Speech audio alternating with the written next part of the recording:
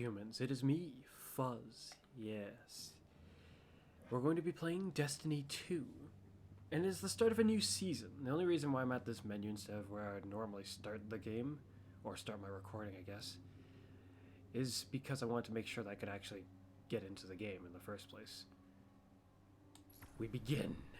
Let's see what the season's all about, and analyze the technical advantages. The dreaming city. An awoken stronghold beyond the reach of any outsider. Really? Such was my wish. Oh. Granted by Riven, the last Ahamkara, who bargained only with me. Really? Until my city was invaded. First by the Taken King, and then the Witch Queen. Riven struck new bargains with them, and with her dying breath, she granted a wish that laid a curse upon the dreaming city. But Savathun is shrewd and clever. In secret, she inscribed her true wish on the wall that governs the terms of Riven's pact with me. A wish to pursue the witness. Interesting. Only Riven can open the way. Riven, whose heart was torn out by guardians. Oh. My Techeuns assembled to conjure her spirit now. We shall make Savathun's final wish, and hear Riven's final price. Wow, that's interesting. I didn't realize this whole city was essentially built on a wish. In this regard, that is. But yes, we'll do potentially all of the story that there is available, given how this is the first day of the season, and acquire... Gone. My Techeuns are preparing a spell to conjure Riven's spirit so that she can grant Savathun's wish. However, the Vex of the Soul Divisive have laid siege to the Keep of Voices in an attempt to halt our efforts. The Vex? I must call upon you to defend the Dreaming City once again. Petra and Crow will guide your path. Both of them... Ooh. That might not go very well with Petra. I imagine she probably is heard by now. Ooh, oh! I had heard of this rocket launcher. I'm just... Oh. The Gap of Morgoth. Or that's what I've taken to calling it anyway. Apologies for not rolling out the red carpet. I've been preoccupied. I see. Haven't we all? What's our situation? The Techeuns evacuated the keep with Riven's heart. The Vex have since fortified their position. Then let's cut them down and take back what's ours. The Vex. In the Dreaming City, they've already been invaded by probably one of the most potent manners of corruption and or infection.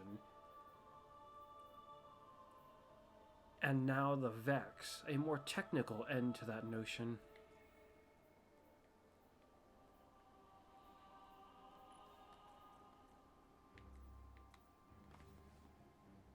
Thorn. Oh, actually that makes sense. Same with this. That's all. How disappointing. That's different. There's another linear fusion rifle. There's not another sword. At least not there. Not another glaive, at least not a craftable one, which is rather disappointing. There's another shotgun. Not another sniper, but there is another trace rifle. Not an auto rifle. There's another bow. I like that.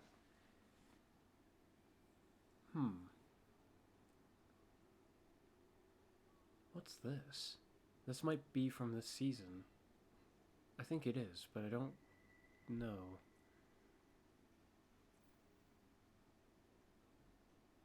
Yeah, I think it is from this season. Same with this, whatever this is. And this. But this, I imagine this is the seasonal stuff. This I don't know about. Same with this. Huh. Ooh, a submachine gun.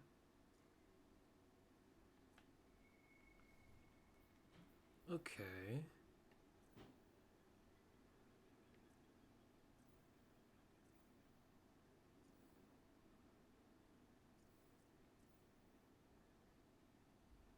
Unfortunately, yeah, the dragon's breath. To my knowledge, this is a Destiny 1 exotic. And one that I, well, not knowing really anything about it, other than it was a rocket launcher exotic from Destiny 1 and it's a solar type, my interest is not very high at all. I'm, like, rather disappointed, actually. But I think it's only reasonable to give it a fair chance to impress, despite how I don't expect much from it. I hear solar rocket launcher from Destiny 1 and I think, oh great, Galahorn. Wait a minute. Composite propulsion. Wait a minute, is this gun heating up? What the heck? Oh my. What happens if I hold this for too long? It's not gonna explode, is it?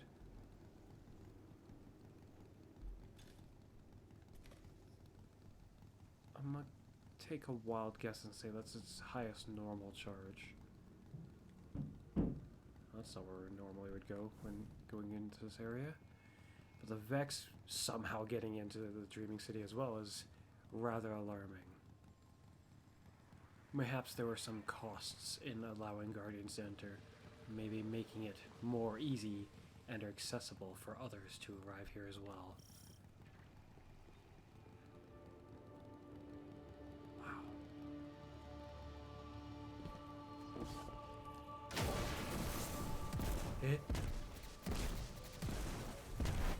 What is going on? They're taking increased damage and ignited. Oh, we can be sure that it didn't do that. Not exactly, anyway. Oh shoot! In Destiny 1, ignitions didn't exist, unless they did, and Bungie's just failed on a colossal scale by not implementing it until now. Okay, we've shot it once. Let's see what it says it does. Composite propulsion, propellant. Rockets embed themselves, instruct targets, and periodically eject incendiary fuel that inflicts scorch. I see. The longer this weapon goes without firing, the more fuel the next rocket contains. My. High octane. Igniting nearby targets partially replenishes the fuel. This weapon refills itself from reserves upon gaining maximum fuel. Interesting. So wait, does it generate this? Even without ammo, it has that at the ready. Interesting. I want to try blasting something else with it, so I shouldn't switch from it so quickly.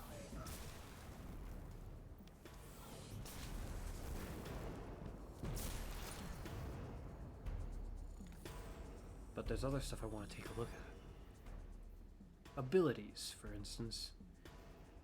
Well, I don't remember many of the changes much of the changes they were saying for Strand. Not off the top of my head. Oh, that reminds me, something else I wanted to look into, which I'm a bit concerned about. Oh no, they did it again. There's no armor exotics. I was rather much hoping for an armor exotic, but nothing. That is really disappointing. On the less disappointing end, they've upgraded stuff like this. Let's see, does it say it? Increases sidearm airborne effectiveness. Ready and reload speed.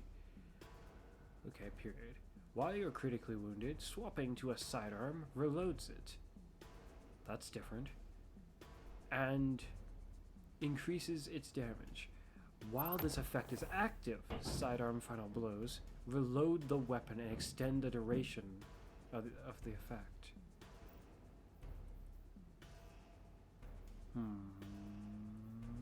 This would be the time where I pull out these sidearms that I want to see if I can abuse that notion with.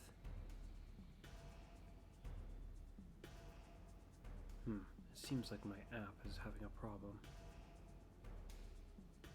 A problem keeping up with this notion. A big problem keeping up with this notion. Can I update? Oh.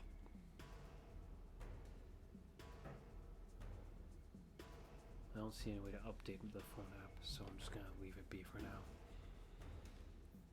Dang it, I should have had this sidearm on me. What else did it say they changed? They made this stronger. As far as arc abilities goes, that's the only one that comes to mind. They did stuff with this. This is Grim Harvest, okay? Defeating slow or frozen combatants creates stasis shards. They didn't say what they changed with this, so maybe they haven't changed it yet? Yeah, it doesn't say anything different. Grants melee energy when picked up by you or your allies.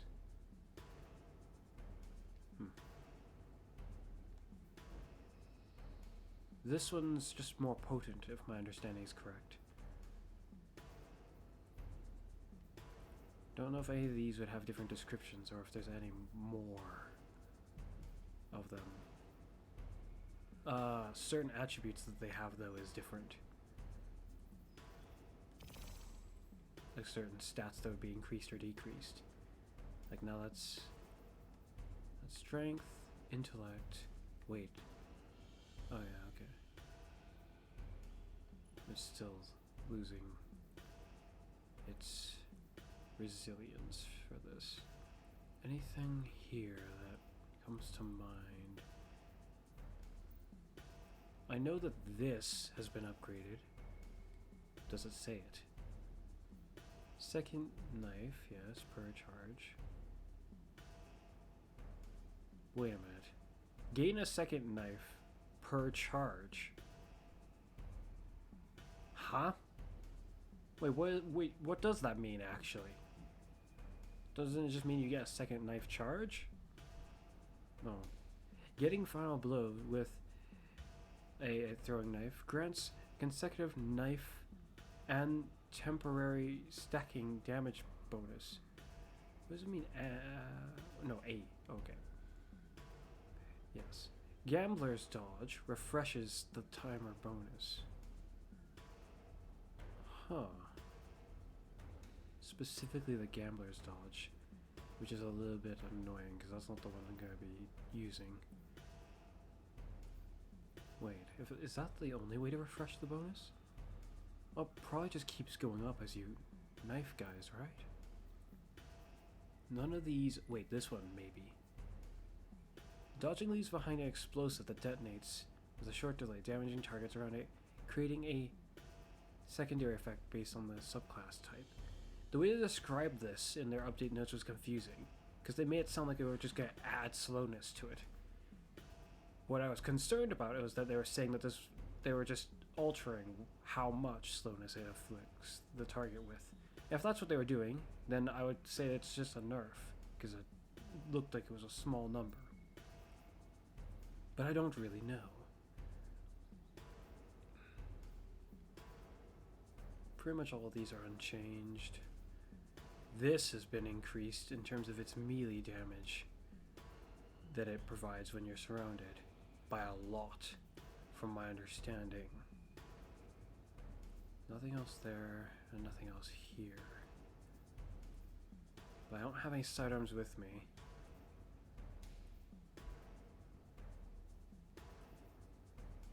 And I don't remember any changes to Strand.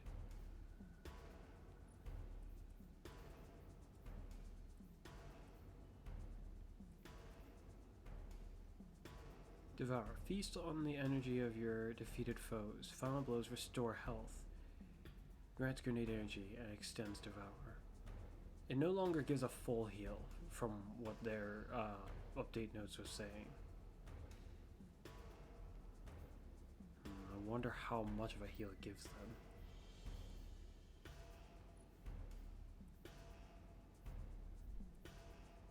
As for changes to stasis,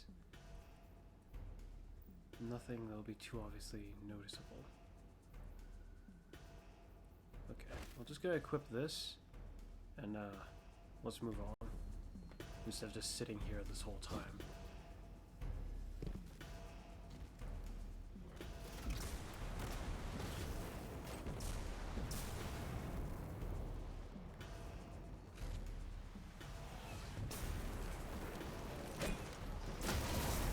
Well, he's dead.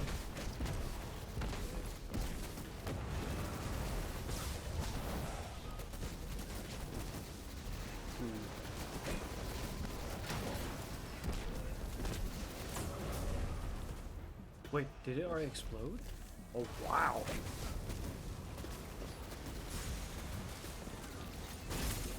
So it's gonna be very powerful then, it seems. I'm not sure if it's just me, but my bow feels faster than normal.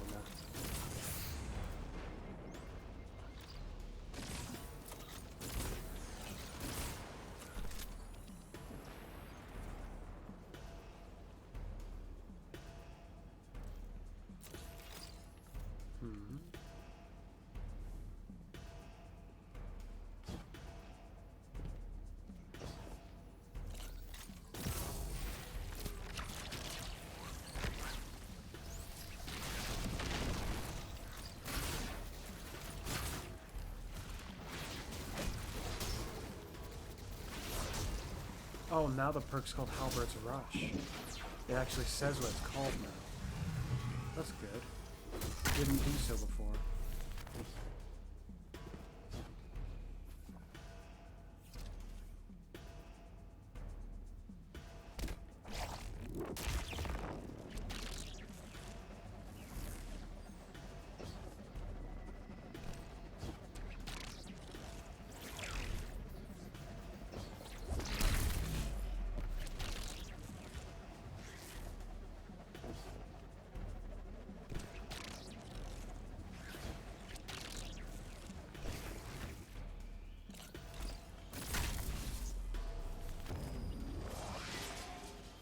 A good start, but there are more Vex gathered around Riven's remains.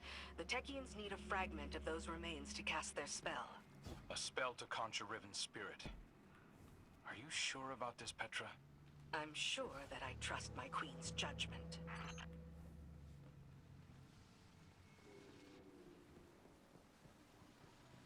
We can expect an immense amount of aggression from Petra that she'll be attempting to... Oh, wow! I do not remember this room being... Well, it might not be the same room. But why is there a blight around the spot? This looks like the room that... It's like the end of Last Wish. Though I'm not incredibly familiar with this area, because usually most of my Last Wish runs were... We didn't end up doing the vaults.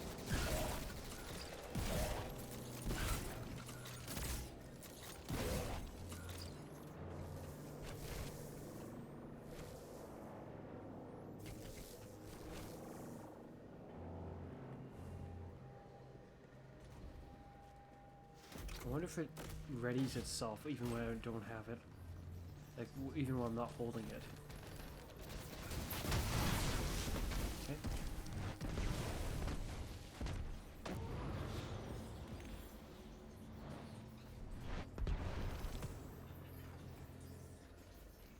Well, that seems to be very, very powerful.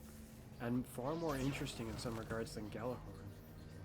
Gjallarhorn's just like an eccentric cluster bomb rocket. Yeah, it readied itself all the way. I didn't even have to hold it out.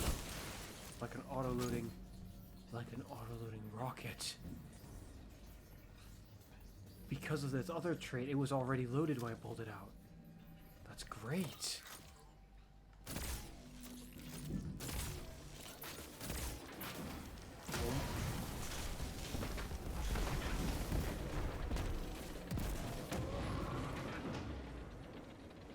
It's insanely strong, though, from what I can tell.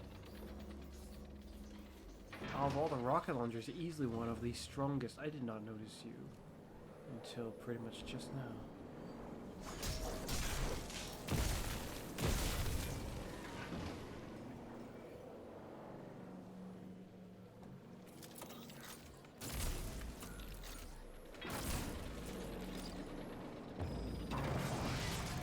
Time to visit Riven's corpse.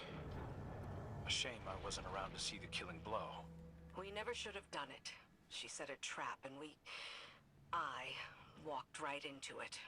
My desire for vengeance blinded me to her schemes. Yeah, I know the feeling.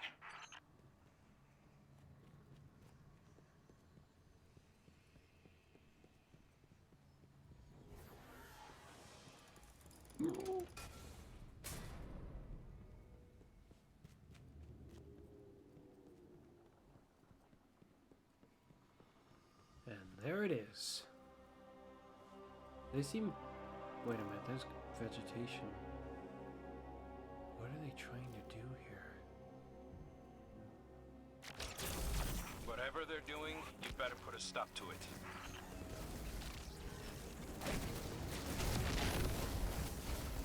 Oh, it didn't load itself this time, huh?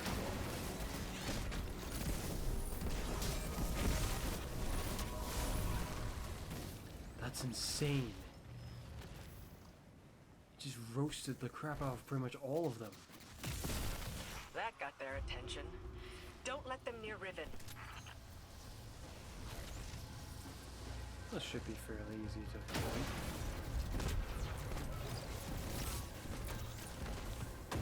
Well, to prevent a prolonged instance of that anyway, it should be fairly easy.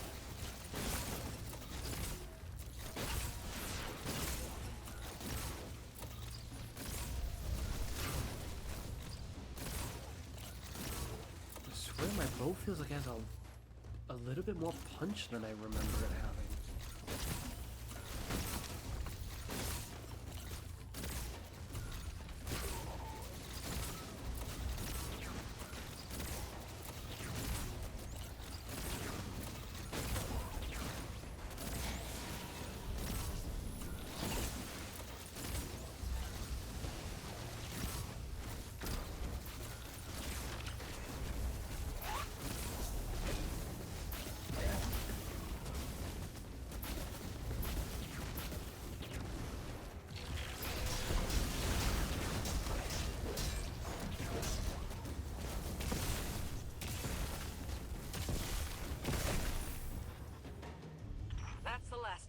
Retrieve the fragment and bring it to the chamber.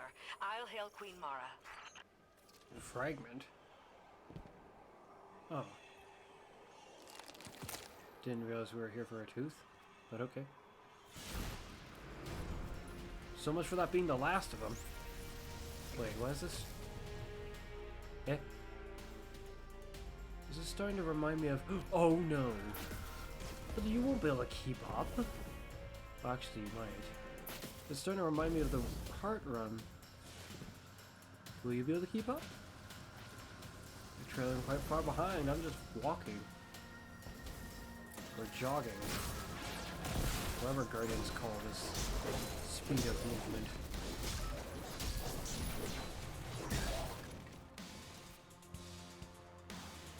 Oh, there's more than one of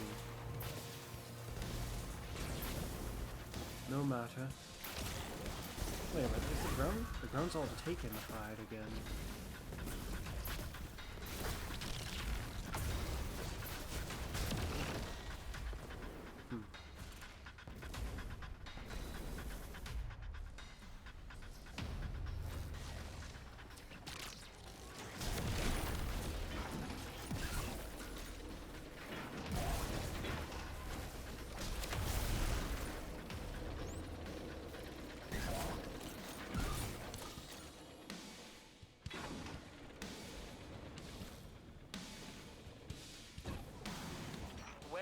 done, Guardian. Deliver what my Techeuns require, and they will open a portal to the Wall of Wishes as they begin to conjure Riven. We didn't need to go this far to... Well, actually... Well, I guess to get the tooth we did, but... Your deep sight will reveal Savathun's wish. Once Riven grants it, we can at last pursue the witness. I'm assuming there's going to be more complications to this. Otherwise the season would be over, you know?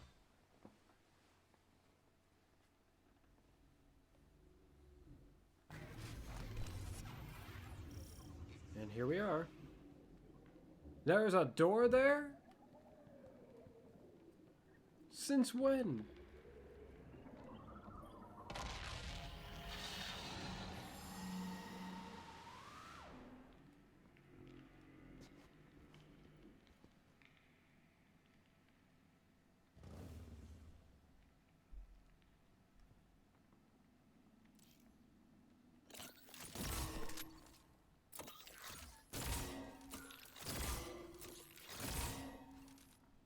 That's not how the wishful typically works. Hear me, Riven. Savathun's final wish, inscribed in secrecy, has been invoked by the Guardian. Grant it now, and feast upon the difference between desire and reality. Such a long slumber. Such a rude awakening. Grant the Witch Queen's final wish, you say? I refuse. Well, that's simple enough, I suppose.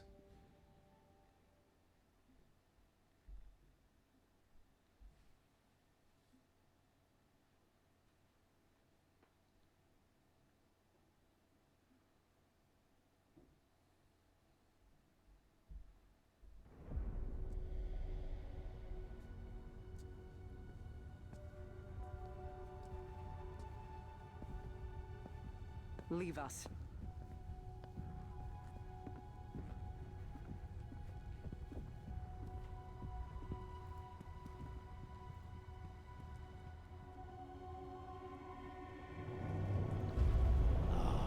Queen Mara, what a joyous reunion. For what reason do you refuse to grant the wish? Why would I, oh Majesty mine? Lest you forget, I am dead, as are the rest of my kind. The Vanguard made sure of it. I need no reason to refuse your wish, only a reason to grant it. What could you possibly offer to entice my cooperation? It wasn't enough for your champions to slay me, but then you saw to the destruction of all my eggs. Well, not all of them. Like the one in Savathun's spire. One of many, hidden within my lair, away from your vengeful eyes. But if you were to secure them on my behalf, then you would also secure your heart's desire. And ensure that the Ahamkara live to terrorize us once again.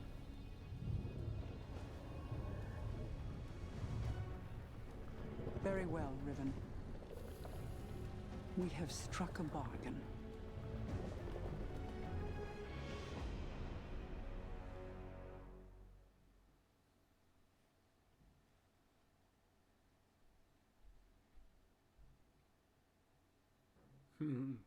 Interesting. In the process of trying to deal with the witness, it is almost as though we're backstepping our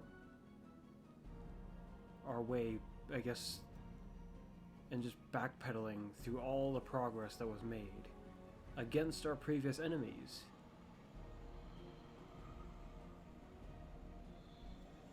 Or in this case, I guess, your previous enemy, sort of. I knew there would be a cost in bargaining with Riven. I did not intend it to be a cost we kept paying all these years later. But now, the Witch Queen's scrolls have confirmed my greatest fear. The curse on the Dreaming City cannot be undone. I've pored over 1,000 possibilities, but the Corsair souls trapped there remain. I won't give up on them. Even with the curse in place, there must be a way to bring my people home. A task for tomorrow, perhaps. All this pain Riven has inflicted, and still we're beholden to her. There must be alternatives to restoring her clutch. The resurgence of the Ahamkara now, taken or not, could be disastrous. The Reef and the last city went to war to stop them before. For now, above all else, we must pursue the Witness. I need an operative to finish this bargain with Riven. Force her to enact the final wish. So while I ponder countermeasures, you do what you do best. Carve a path. Should be simple enough. Wishing all the best. Mardis likes Riven's bargain, but knows there's no other options. She tells you to operate, yes. Well, she thinks of a plan. As you do. Wait a minute. Okay. Riven visited. My. Interesting how you're not... What the heck is that? At first it sounded like just a few odd sounds above me. But that sounded like a really, really slow drill? I mean, the drill should be able to go faster. As I was saying, it's interesting how you don't entirely sound like you're just speaking through voices of others now. Unless it's meant to sound similar to oh Savathun. guardian mine.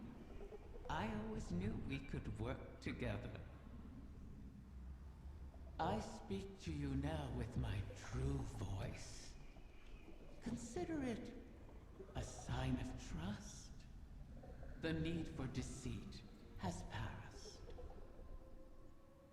My corporeal death freed me from the Taken curse. My bargain with their king has expired.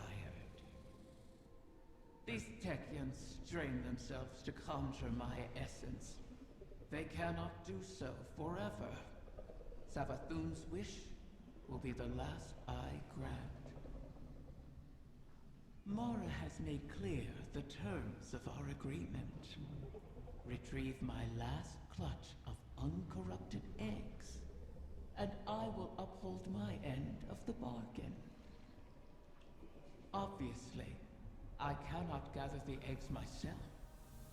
Instead, I will guide you to them, through the holes of my former lair. And beware, Guardian.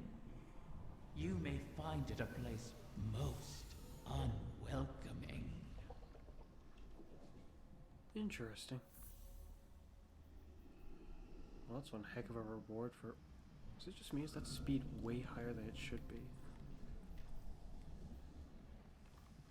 Well, I guess the sparrow changes happened then? I don't think that's the speed they had before. What is this? Dragon's Vengeance. Oh. Well, that's an interesting looking weapon. It looks like a repurposed version of a different weapon with a different flair to it. Bits and components, some look like they're almost from the Root of Nightmares, other bits remind me of Neomuna. But the base of the gun looks like something from a season that I didn't actually play. When an ally dies or you reach critical health, this weapon's magazine refills, and it gains bonus range, charge rate, and handling. Charge rate. Wasn't there a bow in this series? Or maybe it's not one of the seasonal weapons.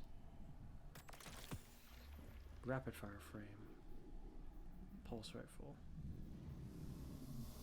Attrition orbs. Dealing sustained damage. Creates an orb of power. My. Now that's nice. This, I looked at a good lot of its attributes ahead of time. Because Bungie released information about it. And some of these, particularly this one, will be very useful. That Vex Calibur mission will be conquered. And with the help of this, it might not be that bad. Indeed, yes.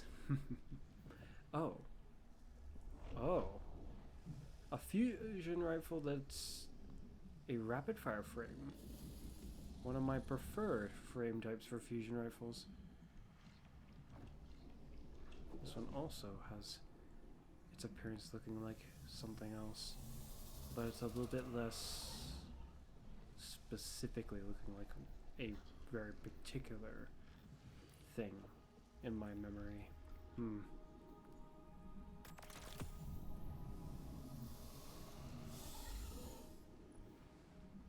I mean, the base of this one, I only know of one, I think, one pulse rifle that looks almost exactly like it in terms of the main base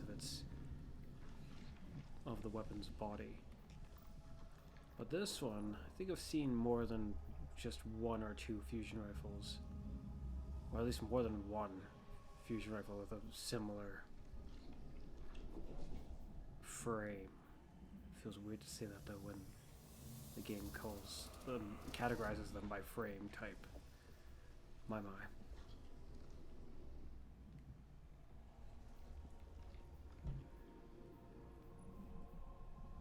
Oh, undying weapons.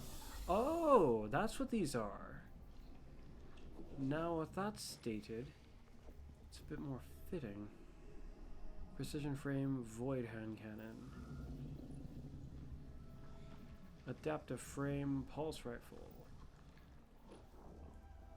Lightweight frame, submachine gun. And a high impact scout rifle.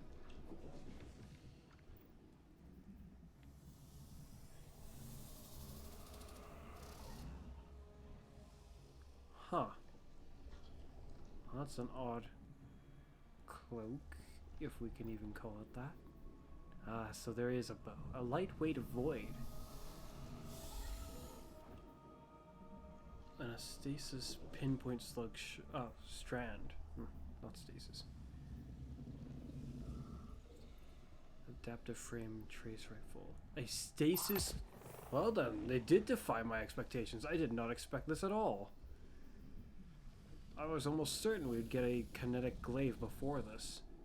But in some ways, much to my dismay, no. Ooh, a void aggressive frame. Now that's interesting.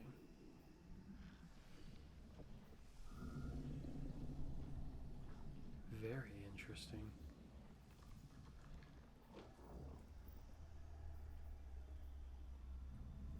It does give reputation points, so I'll grab all these just for the heck of it for now. No need to get the extra ones though. They will simply cost me, well, extra. Seeing as how we're already at the helm, there are certain things I can do, like access my vault. For a moment I was actually very confused directionally just now. Like, that's weird, I don't seem to recognize where the exit is in this room. So while this is interesting, it's actually very interesting. I almost don't want to admit it, but I actually kind of like it. I'm gonna put you away for now. Might keep this on my hunter until I decide otherwise.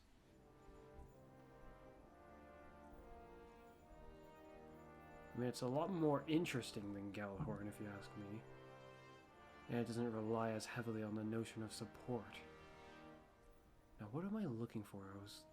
Came into here looking for something particularly, but now I can't remember exactly what it. I think I remembered a little bit. This. But now we're out of space again. I needn't keep this around. In terms of what that that pulse rifle reminds me of, it looks like this. Yeah, the base of it reminds me of this one. Cold Denial. Though admittedly, I can't help but think that this one actually looks cooler in some regards still. Yes. What else do I want to grab? Might as well. I'm also going to want to use Thorn to a point. And they've apparently upgraded this for no apparent bloody reason. So let's see. Precision hits grants bonus target acquisition and range. Its description is still so far from what it actually does. Dark Forge trigger. Removes hip fire accuracy penalties and increases the rate of fire from hip. Stacks of Carnal Spike increase the hip rate of fire further. So in terms of their upgrade to it, there's nothing here that tells me what it is, so I'm just going to leave it be until I check the notes about it, or decide to yank it out and actually try it, hoping that I'll somehow find what's so different about it, if there is anything much different about it at all. Anything else, particularly? Ah, yes. Colony. Show me, what have you changed, Bungie? What's different about you? This weapon's grenades are insectoid... I'm not even sure if that's how it's supposed to be read. Robots that chase targets and explode close to them. Yeah, the robot grenades quickly repopulate the magazine from reserves while colonies unequipped. Maybe unequipped wouldn't be a good way to describe it. That makes it sound like it's doing something when you don't actually have it equipped. But I'm assuming they meant while you're holding it. I'm starting to get the sneaking suspicion that some of these didn't actually get upgraded yet. And it's just a plan to happen in the season instead of right now. Because this was also supposed to get upgraded, but this weapon's rockets have tracking. Lock on to targets while aiming down sights. So whoop-de-doo. It's a precision frame rocket launcher then. By that, that's essentially what that describes, it seems. Grenades and horseshoes. Don't know what relation those two have together actually, but oh well. Projectiles will detonate when they are within close proximity of the target, reducing the damage because now you won't get impact damage unless something goes wrong, which can happen. And for your benefit, I suppose. I'll take this with me and try it, just in case. Though I'm starting to get a bad feeling. Is there anything else here to be brought along for the ride? They changed this a little bit, but not very much, so I don't think it'll say anything different. Precision final blows reduce the cooldown of your next super. Modifies golden gunfire single high damage shot. Targets defeated by the shot give you super energy and explode. Reduce the cooldown. Is that on top of this bottom bit? Because if it's not, then they shouldn't have said this. So you could have had it without that top line at all. Huh, I wonder. What else was changed and upgraded?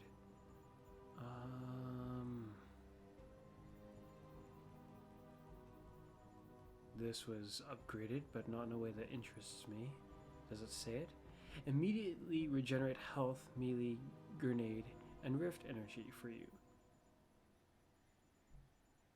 and your nearby allies upon activating your super. After super ends, temporary gain increased melee and grenade regeneration. Regenerate health. That part might be what's different. I don't remember what this exotic was supposed to do exactly, so I can't say how much it's been changed accurately. This has had something done to it, I think, that's similar to this. I wonder if it'll say it. Follow blows decrease the cooldown. Your next super hits. Its way of describing it, I think, is different. These have all been altered, but I don't really want to get into them right now. Mainly because I partially don't care. Yes. That, and I've really got to use the bathroom. I will be back. I'm back. Okay. Oh yeah, okay, let's take a look at this. After all, I mean, it is something that they've supposedly changed, though it might be a little difficult to recognize exactly what's changed when I don't remember the exact description of every one of them completely accurately. Rapid precision hits with your with a weapon temporarily increase your reload speed and weapon swap speed. Stunning a champion or landing rapid precision hits on a powerful combatant will mark them. Yeah, this is different. I remember this. I remember reading about that part. Your allies deal increased damage to marked combatants. When a combatant is first marked, nearby Aeon Cult allies who don't have this one selected gain grenade and melee energy. If this is I'm really hoping, shoot, actually I'm gonna pull this one out and try it myself,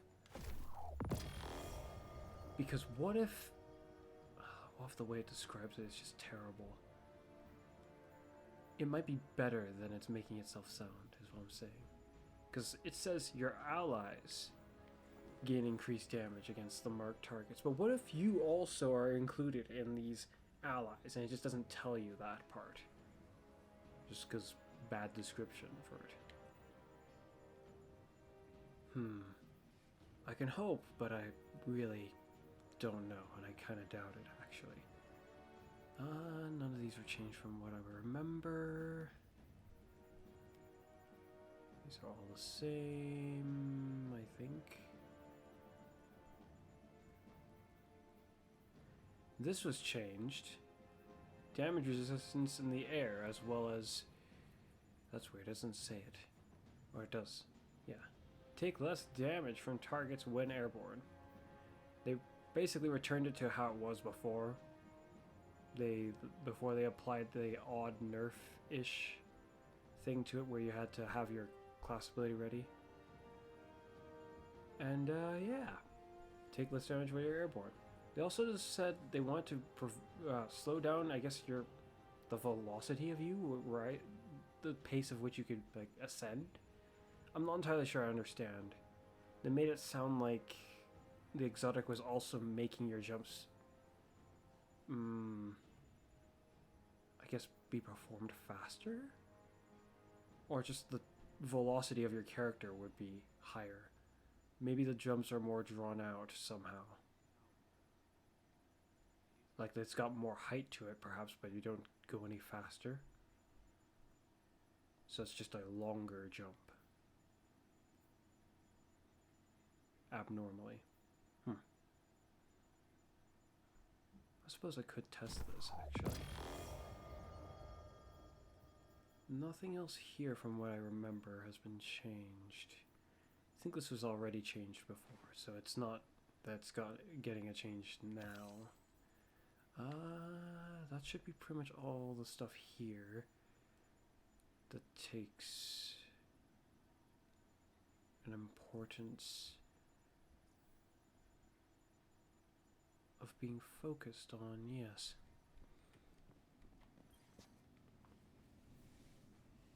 I mean, that's the only things that come to mind that would be important to focus on. Is there anything else that I need to do? There might be something over there, but my Titan and Hunter have hardly started this story over here. I've completed it with my warlock. There's still not much that they've done.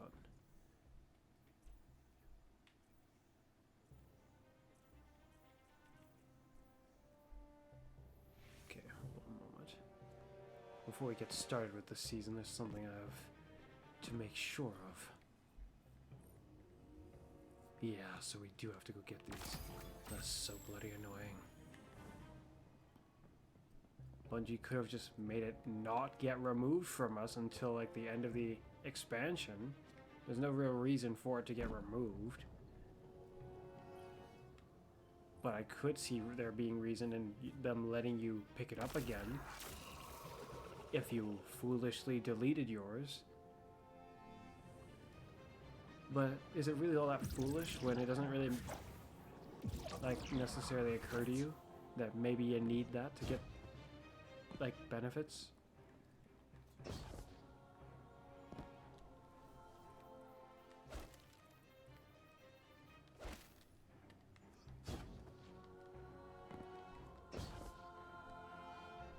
Hard to tell. Even if they did make it so your velocity is less, I don't see the point in it. Where's the concern? Why are they so scared of you dodging? I don't feel like my velocity is less. Not entirely, anyway. If it is, it's not by a lot. Or it just doesn't really matter a whole lot? Actually, that last jump felt a little odd, but I don't know. Just know that didn't necessarily... This item! Well done, Bungie. This item is required to collect witch keys and witch engrams from the Season of the Witch. Except, Bungie, I get this is day one, but Bungie, why? Oh, well, you know, I can accept it now. That is weird. I guess they did have a fallback plan in case somehow they messed up. Still not a red frame. How odd.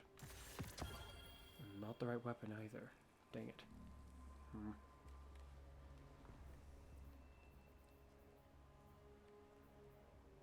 I don't need to keep this here with me. It's interesting though.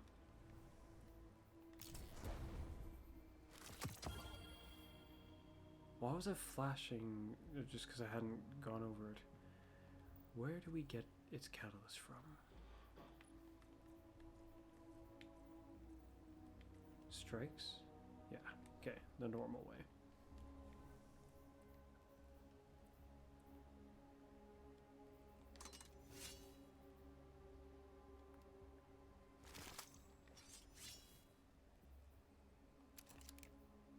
I want to try out this too, because this has been altered, unless it hasn't been. Long press. Full energy. Long press. When weapon energy is full, consume it before firing to make your next shot.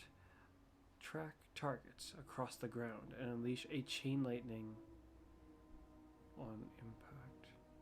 It doesn't say anything about... I'm starting to think that none of the weapon changes has been made yet. Just at all. Like none of them. Because that's kind of weird to me.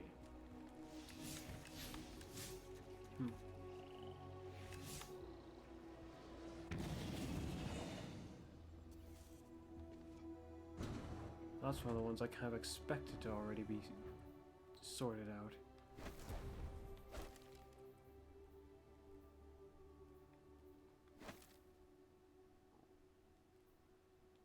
And this. If this does let me hurt enemies who are marked more, then this exotic will actually be useful to me potentially. I should read the others.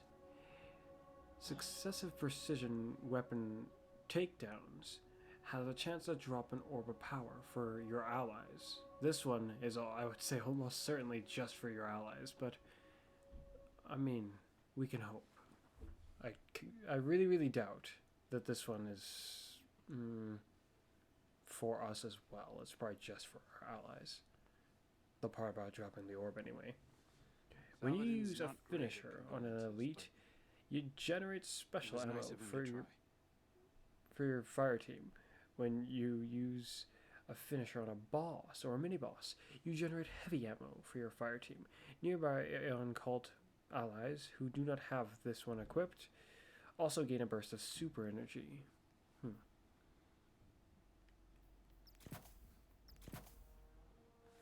Gain class ability energy and take reduced damage from combatants for a short time when an ally dies or when you resurrect an ally.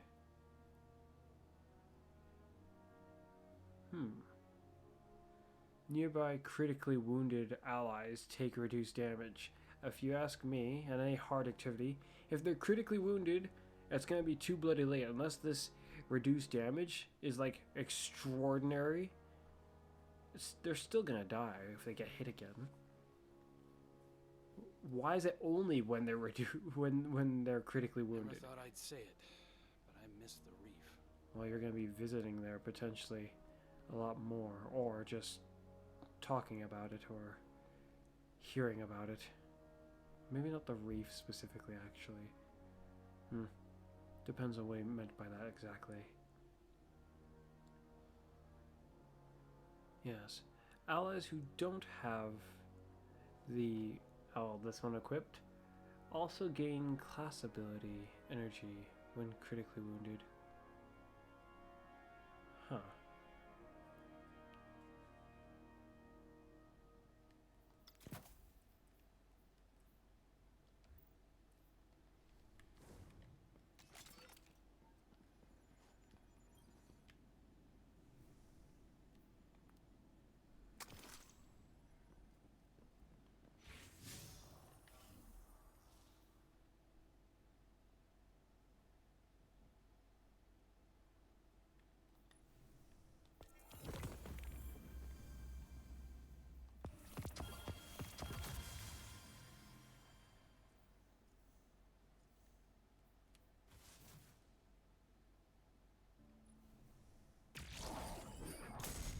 What is that?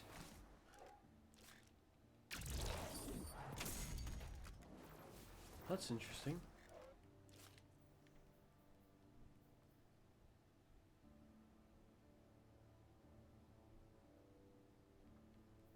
To think that they would give us something like this, but not a glaive. They very much refuse to give us what I really want. But this will be useful as well. It's not what I expected at all. Yes, most certainly not.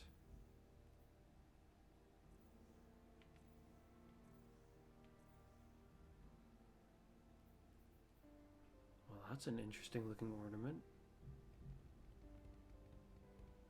A bit too purple by my view in some regards, but if it lights up like red when it starts to gain energy, my views on that notion might change. While it's quite purple, I don't dislike it. It looks very nice. Very interesting. Despite its purple, I might actually like it more than the original look. Despite how I don't really find it super fitting for a solar weapon.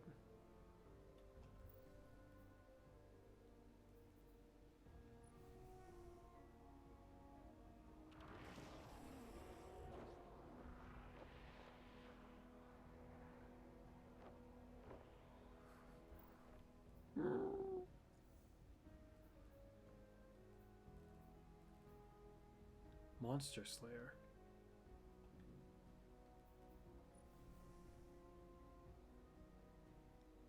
I like that cape quite a bit. The helmet's not bad. It's interesting. But the cape particularly is interesting.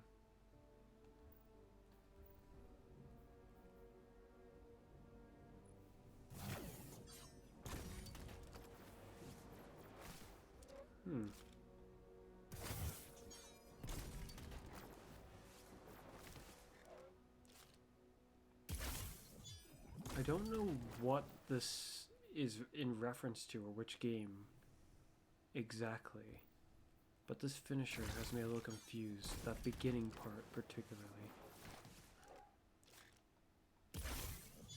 I mean, if I knew what game it was from that they're referencing, or I'm assuming it's a game they're referencing, then I think it would be pretty obvious. Oh wow, that's actually really nice and pretty cool. Not really my style, so to speak, but I like it. Oh.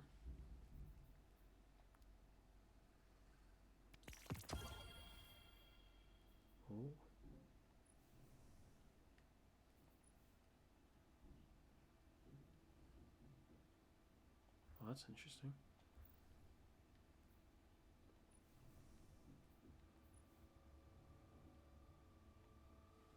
That's also rather interesting. I like this ship. My.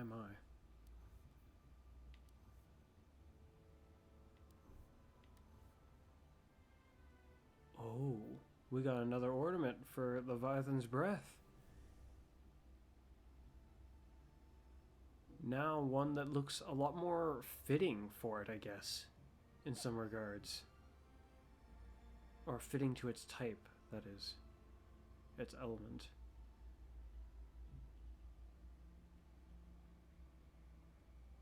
Space-time weft. Oh, I didn't expect that. One for divinity. Augmented apotheos? I'm not sure how apotheosis is. It's like a splicer version. I like this detail. That's very cool. The purple paint, well, it's a splicer themed one, so it kind of looks like the splicer gear did. Yes. Digital variants? Oh, I kind of like that.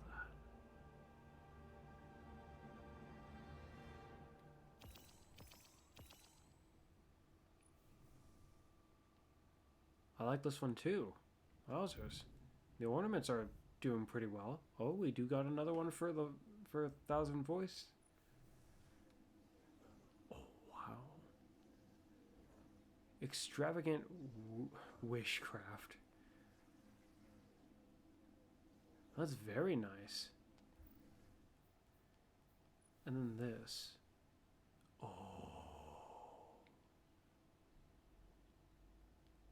I like it, but it's like a Cabal one. I say that given how it's got the red war symbol on it. But it's very nice.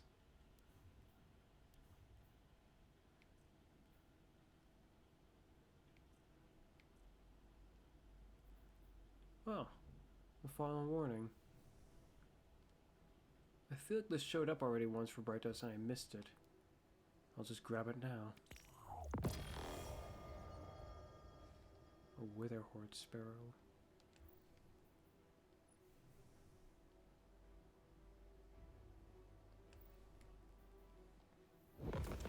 Okay.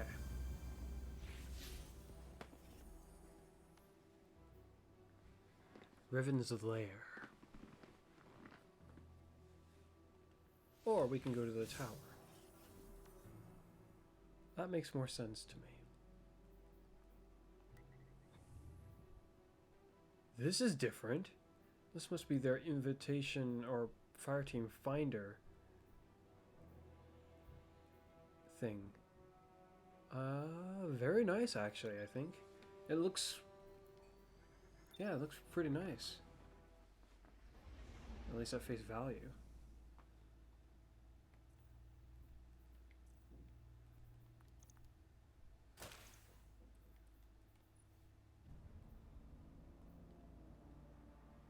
Man, I don't really like how this looks regularly. Yeah, this looks a lot better by my views.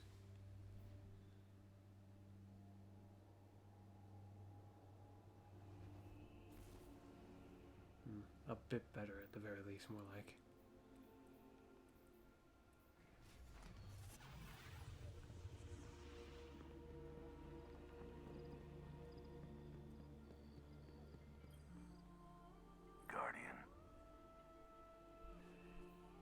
Haven't got my hands on one of these in a long time, but I can tell it's keen to get back into fighting.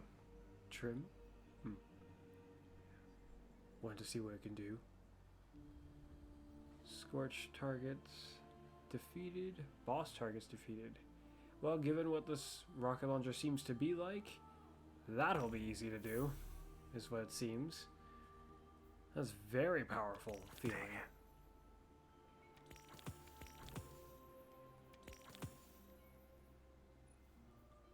Oh. A great serving of disappointment first. Oh, what are these?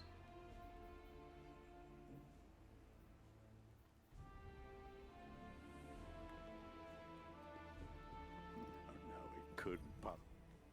Ah, shall we begin then? Wait, I still have legendary shards. What?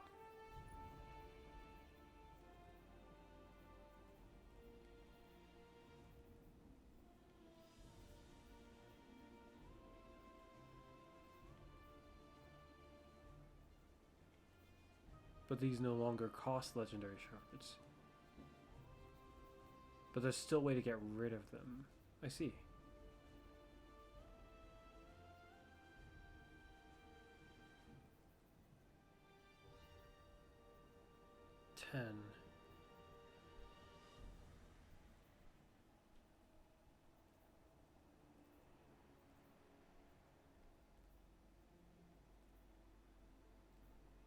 Trying to figure out if Bungie's messed up. Oh, special offer. It is cheaper, but only in Glimmer. Okay. Okay.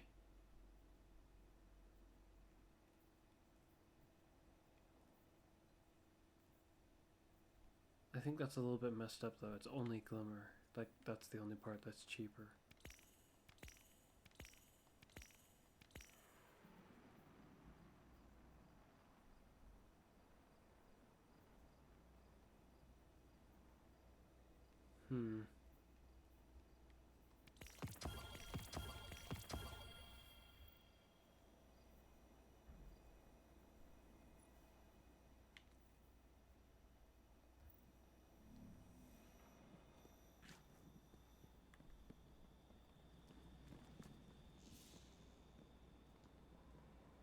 And then with you guys, there should be a sword. A caster frame void sword. Oh wow, look at the way it's designed. I like that visual effect on it. One heck of a way to make this one look pretty cool.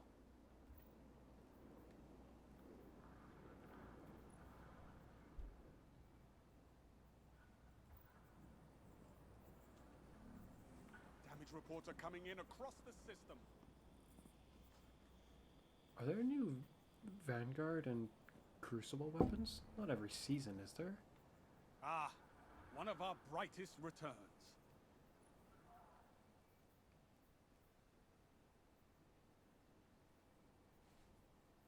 A revamped version of this shotgun? Because I could have sworn this one was around before.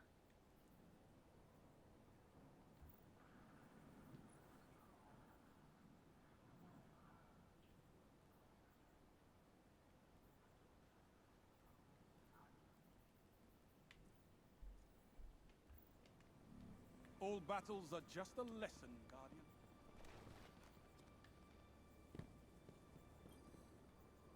Good to have you back. Oh, double-edged answer. I feel like this isn't something that was brought back. Though it could have been. I don't recognize it at all, though. Same with this. It's a waveframe. Another arc waveframe.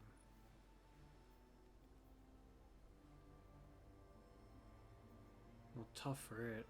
Its competition is the raid one. Oh. Well, did they up the power recently or no? No. So, will Grandmasters be available right now? If they are, then Step on up.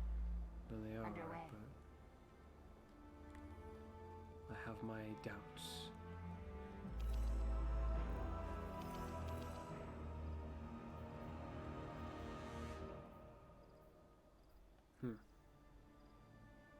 Alright then. Guess let's just get on with the story. Solar stasis. Now, to be able to try what I want to try, I need to take enough damage. I have 3 unlocks available already? What the heck? Seems I'm making progress.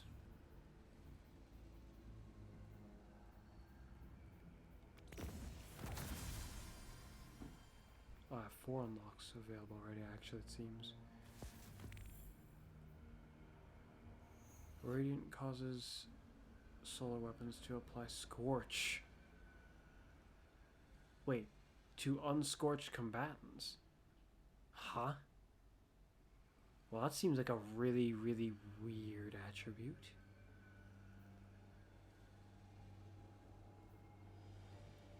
Benefits provided by sundering. Oh, okay.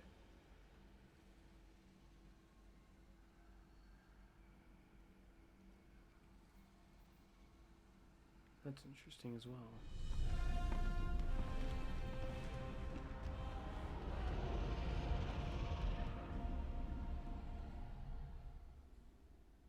Feels like that's a weird way for this activity to start. Ends up looking more like we're confronting Riven instead of going to go on some kind of adventure. Welcome. Or something. Oh, Warden's mine.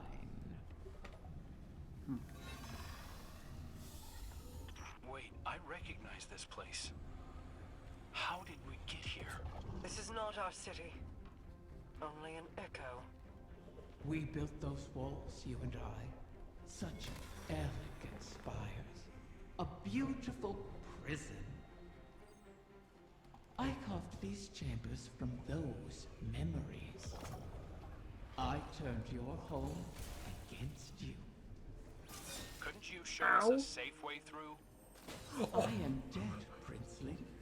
What power lingers here is fixed to its original purpose. But if you wish it... I think the Guardian can manage. Hold on a moment. How comes it speared the other guy? I speared me, but not the other guy.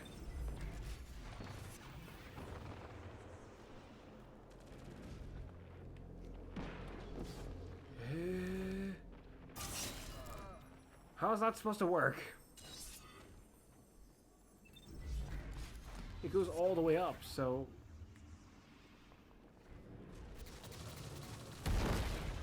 Okay. Amusing up to a point. Hi.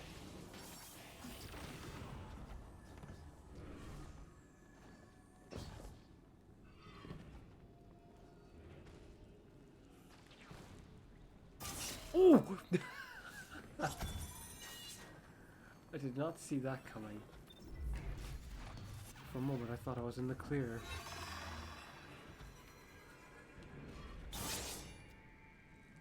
Looks like if done just right and you're fast enough, it can be avoided.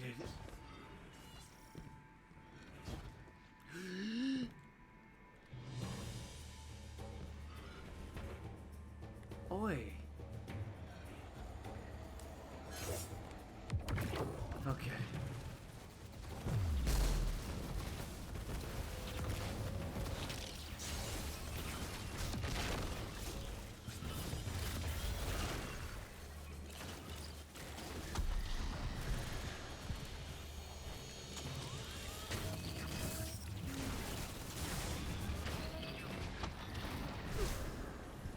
Yeah, the biggest problem will be having to pull it out when you're wounded.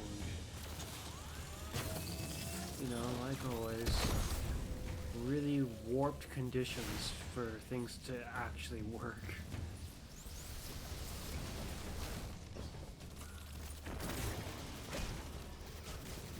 Ready and now.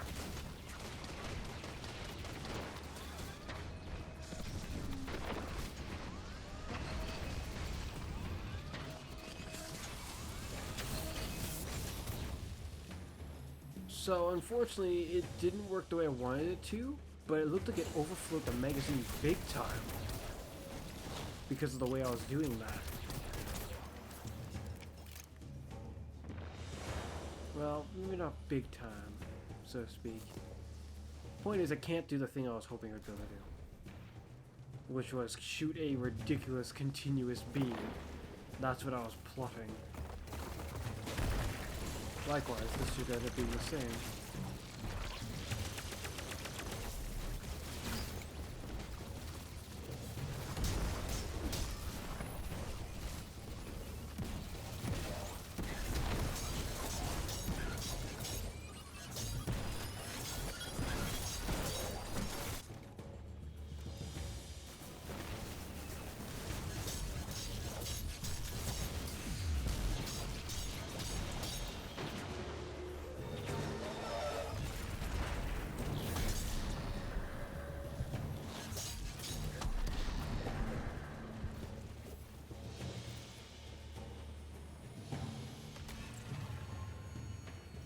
I can see it automatically charging though.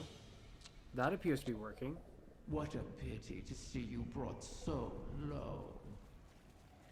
Bargaining for salvation at the behest of the Witch Queen. Desperation makes you brittle prey. We have endured, and will endure, long after the memory of you fades.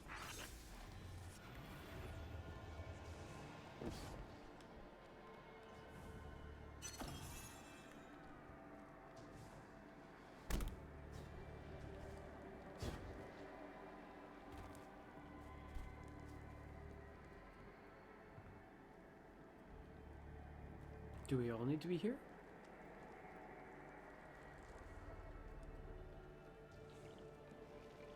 Plates activated. Okay, I think I get it. Oh!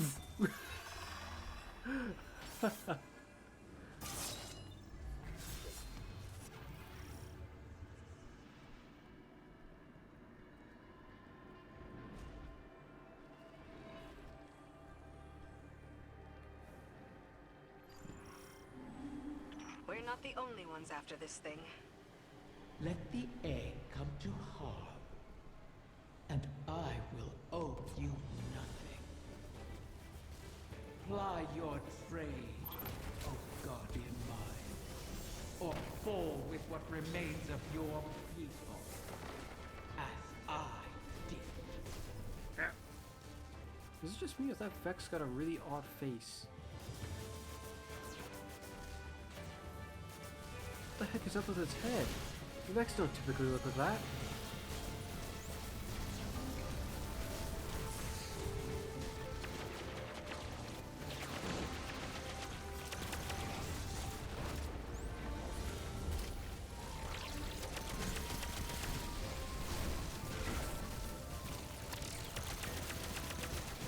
Wow, that's a massive damage buff from what I was just seeing. Come on.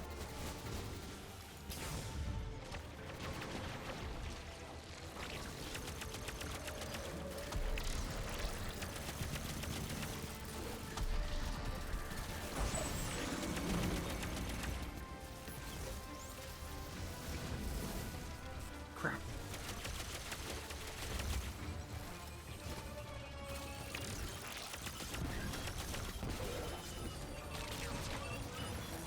Oh dear.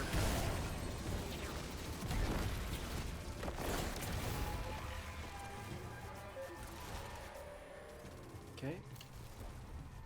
So the trick sleeves, they have value. for sidearms, but not... Not the way I was hoping it would be. What is up with your face, though? That is not how you guys are supposed to look.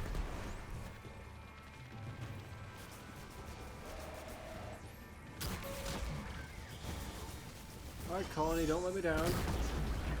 Still weak as crap, I see. Can't even hit the guy.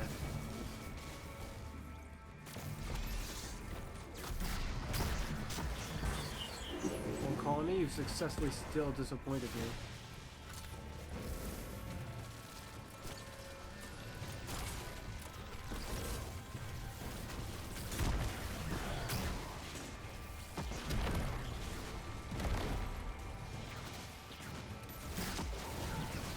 Pathetic.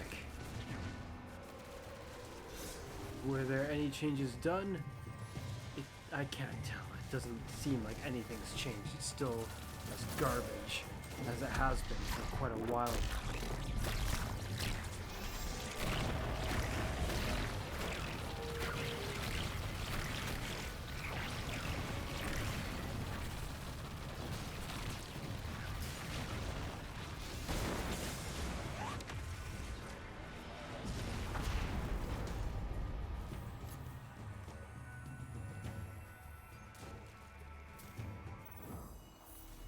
There's nothing here.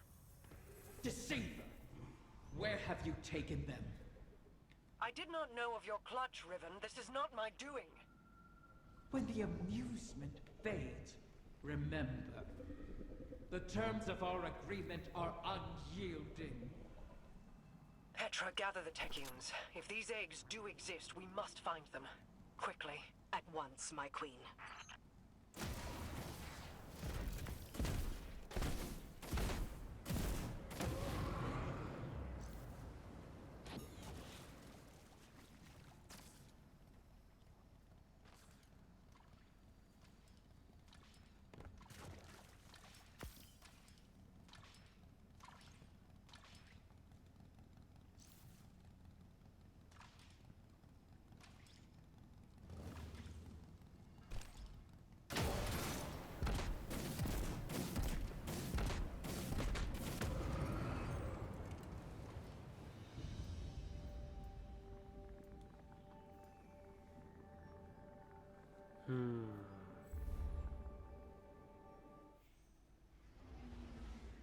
Monster Slayer set.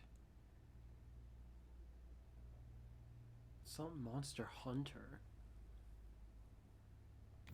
It's Monster Slayer is what they're calling it.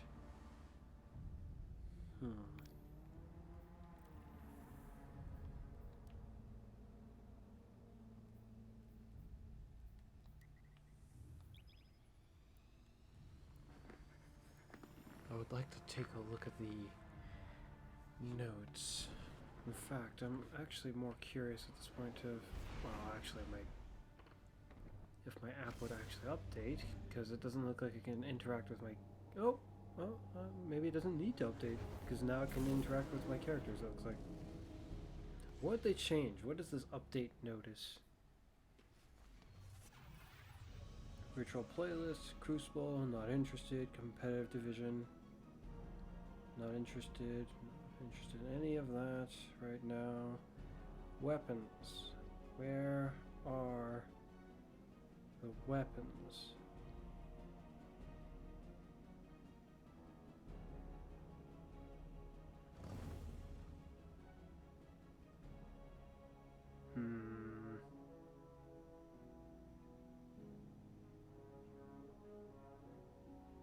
Exotic armors. Okay, the Aeon Cult set. Hunter, Shards of Galanor. The knife chest piece as well. Stompies, Mechaniers Trick Sleeves. Bombarders. Now applies 20 slow stack to enemy players and 40 to PvE combatants, which is, if you ask me, a bit too low. Celestial Nighthawk. Yeah. And the Titan, the Precious Scars. Now it gets well, restoration. But only so much of it. Despite how they designed it, they don't seem to understand that restoration for 1.5 seconds isn't going to do much of anything. Especially when it's restoration tier 1.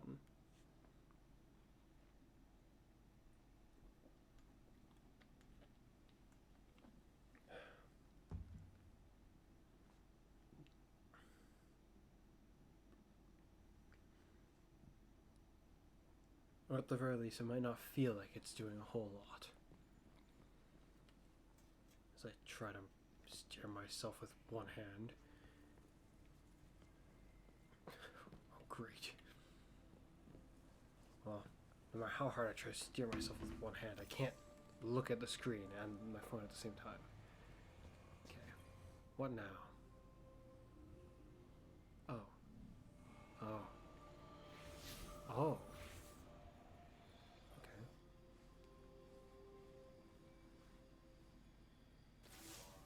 Bad news, Guardian. Indeed. I bring word from the Techians.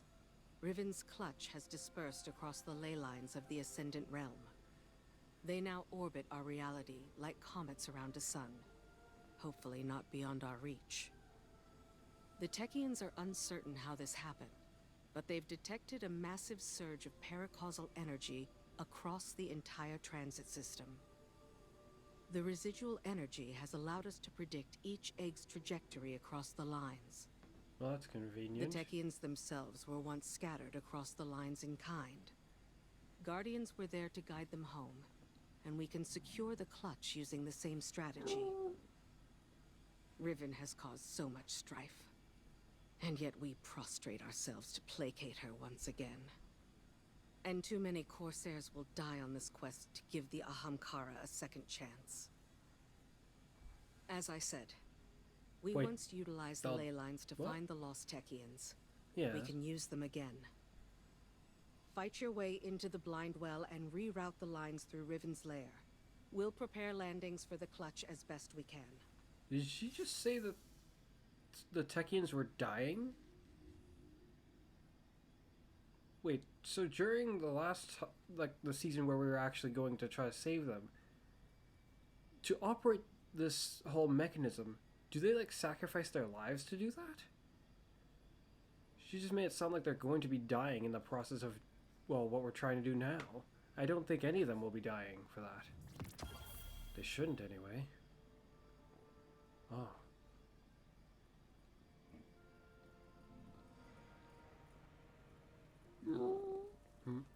Ooh.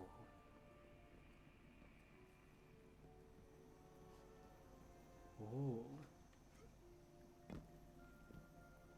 Huh. Wait, what's this all about?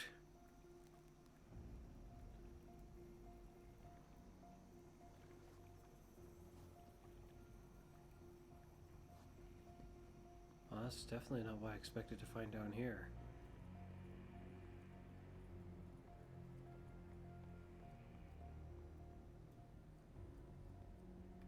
Okay, what else was changed? Because these are the armors. Precious Scars, Servant's Enclosure, upgrades to the Explosion, Paragon Graves, the Titan's really powerful punching exotic, whatever it was. It's a really powerful one, but it's been given something interesting. I intend to try it out. Ashen Wake. I do not intend to try that one out though, because it just doesn't interest me. But apparently it stops unstoppable champions now. Since those steps, or seps, however it's meant to be read. The lunge range is gone, like the added lunge range. Increase glaive melee damage to 100% from 50%. And reduced the PvE surrounded melee damage bonus. Huh. To 165% from 200. And now improves weapon handling, reload speed. Interesting. Not stability. I figured stability would be among them, but no. The Warlock, their stasis super exotic, was upgraded. Apophis Veil now grants, casting your super will grant you a tier 3 cure. And after your super ends, now temporary greatly increases melee and grenade regeneration. Fall Winter's Home, I think its perk has just been increased in potency, I guess. Size, more particularly. But not against bosses. And then the Warlock's Vampire Gloves now will grant you restoration, and finishers will grant you tier 2 restoration. They'll also cure you, but that's not the important part, nor is it the interesting part. Armor mods, whoop-de-doo, other.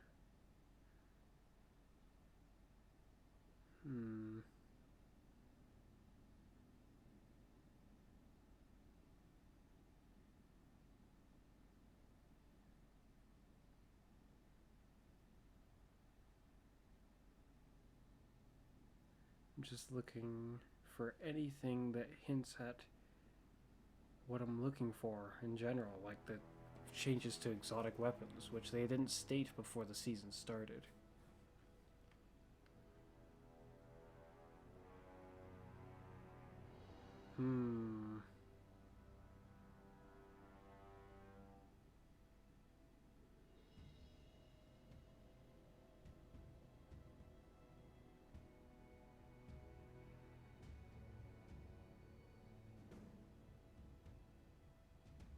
Fixed issue preventing foe tracer's visor visual effect from functioning. It's supposed to have a visual effect?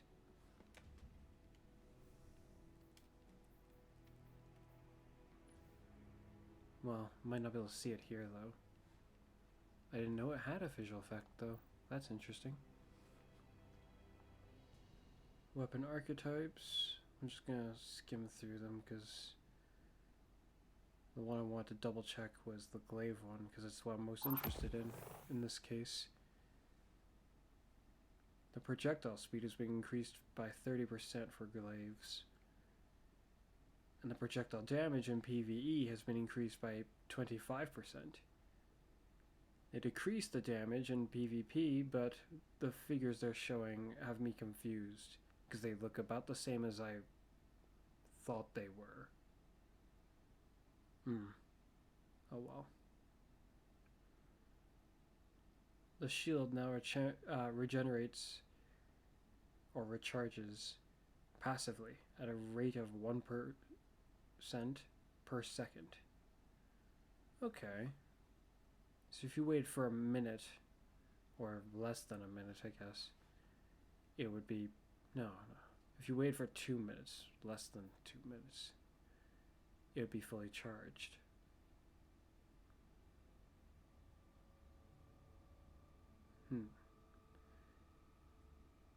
Set up the base glaive shield damage resistance to be tiered in PvP. Yes, this is where they ruin the glaive's guard in PvP even further. Glaive damage resistance remains at the base glaive damage resistance remains at 50%. Reduced damage resistance against primary ammo weapons and melee attacks. Okay, that wasn't mentioned before, from what I remember. By to 30%. Okay, so it's 20% less. That wasn't properly clarified in their previous notes either. But this states it in a more understandable way. Unless they're just trying to mess with me and it's actually the other way. Melee. Reduce the delay after firing before you can melee from 0.75 seconds to 0.2 seconds. Oh,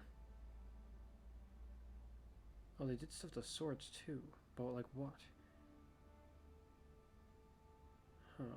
To convey more information about the sword reticle, or however that's meant to be read. Caster swords and other swords that fire projectiles. They say that like there's a whole bunch of other ones that do. There's like 2. And one of them is kind of weird in that notion. Because they don't feel entirely like I'm shooting projectiles when you think of that thought. But it is technically doing so. They are technically projectiles.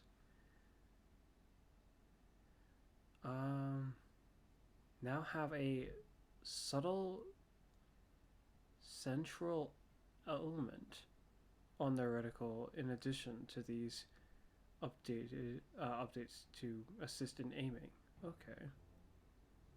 Fix an issue that was causing sword perks to activate while guarding. That activate while guarding. To not activate properly while the player has an overshield of any kind. Oh my. And fix an issue causing knockback to not be negated while blocking with swords, while a player has an overshield of any kind specifically. Oh wow, that's odd. My. Exotic weapons. So they did change exotic weapons. Which ones? Vex Mythoclast, I don't have it, so I'm just going to ignore it for now. Revision 0, increased damage versus champions. Thorn, I'm going to ignore it because I don't have its catalyst. I don't know what it's trying to say. I'd rather not have any of that spoiled for me. Class Glaives. General changes. Grants 1 ammo. So they did change stuff. It just doesn't say it.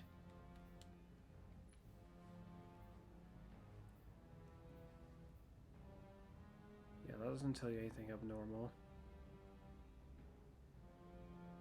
Grants 1 ammo when you activate the perk, so you can use it even if you are out of ammo. Oh, that's interesting how they say that. I don't think that's not at all what I thought they wanted it to be able to do. That's like them saying they wanted you to be able to have almost infinite ammo, particularly for this one, because its other shot is actually damaging.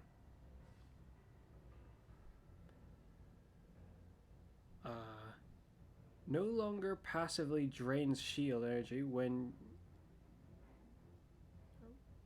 you special ammo reload to activate the perk. That's an interesting way to describe it. Can no longer be deactivated by reloading or stowing the weapon. Okay, so you can't deactivate it once you've put it into that state.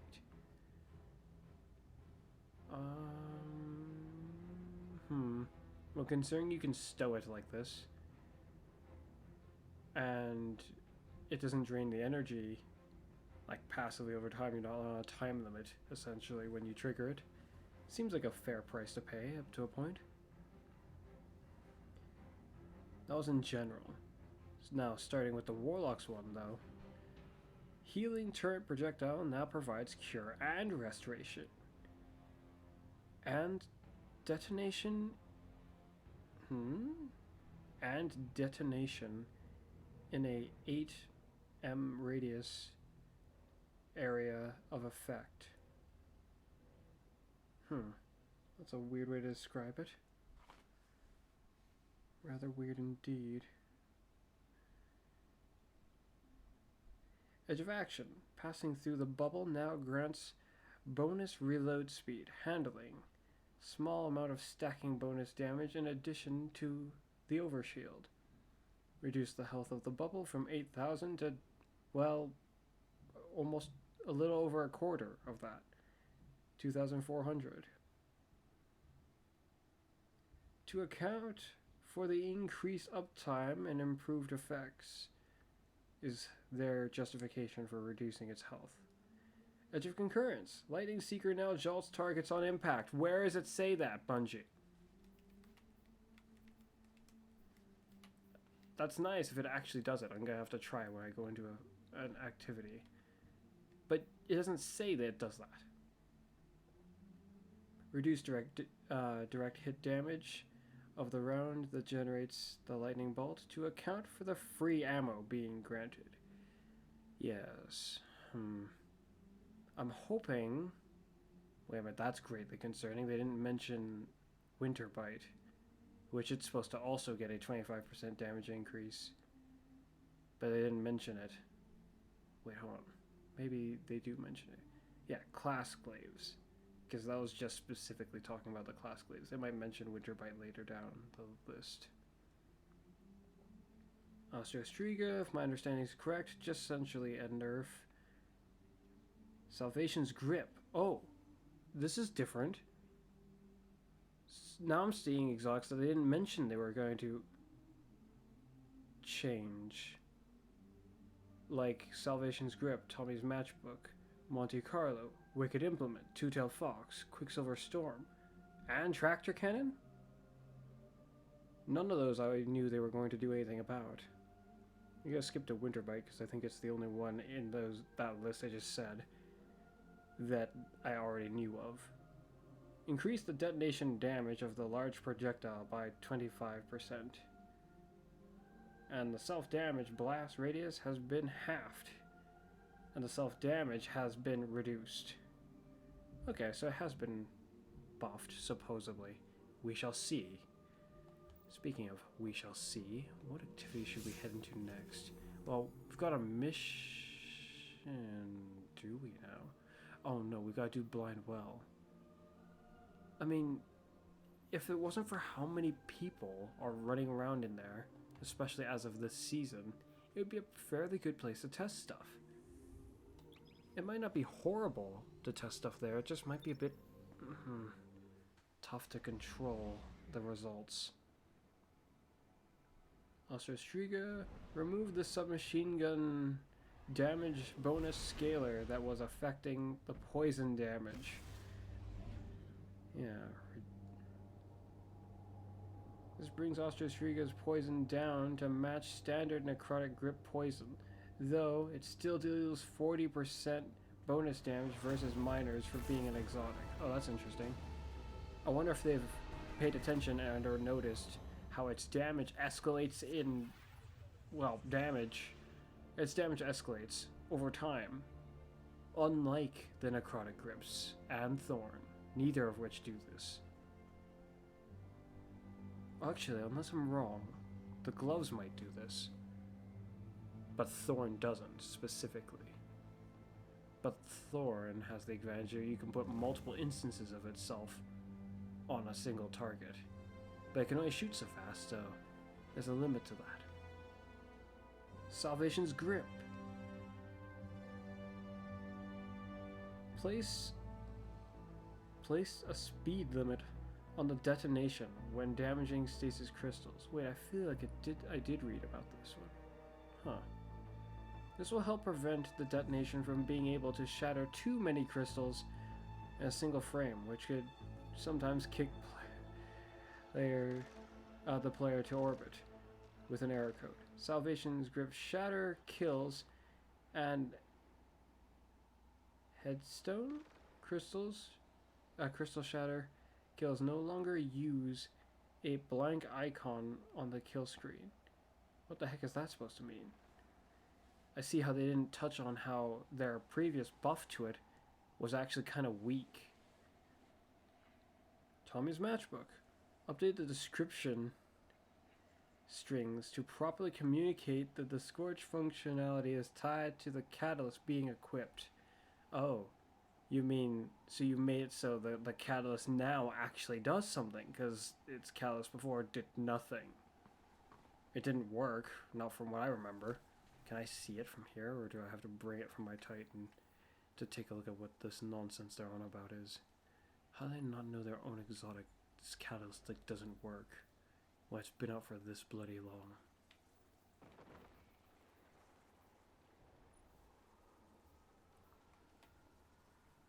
While Ignition Trigger is active, your health recovers much more quickly, and sustained fire scorches your target.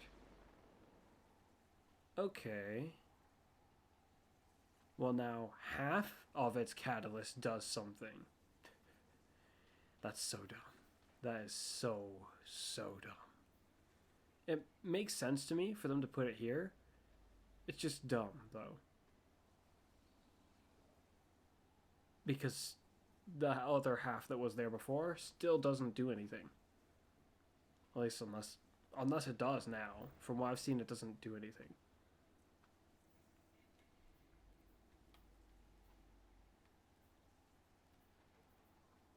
But they didn't fix the description of all the exotics that they changed, which I imagine would be the easiest part of the changes. You know, just make the weapon actually state that it does something different. Monte Carlo. The bayonet stab now has controller rumble. Whoop-de-doo. Wicked implement. Fix issue causing wicked implements spawned crystals shards. Cause issue. Causing wicked implements spawned stasis shards from activating the collective action perk.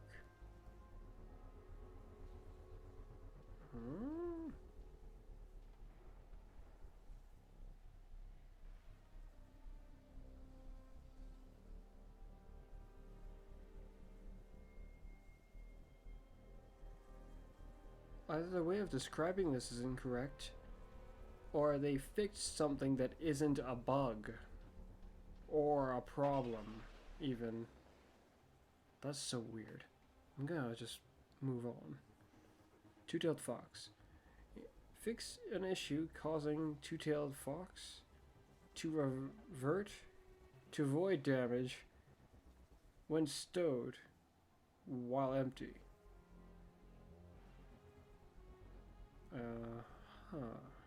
That's kind of odd, I guess. Quicksilver Storm. Fix issue where Quicksilver Storm plays special reload animation in third person instead of normal reload when a normal reload is executed. In third person. Oh, so someone looking at you would see, when you reload, who would see something very odd. I see.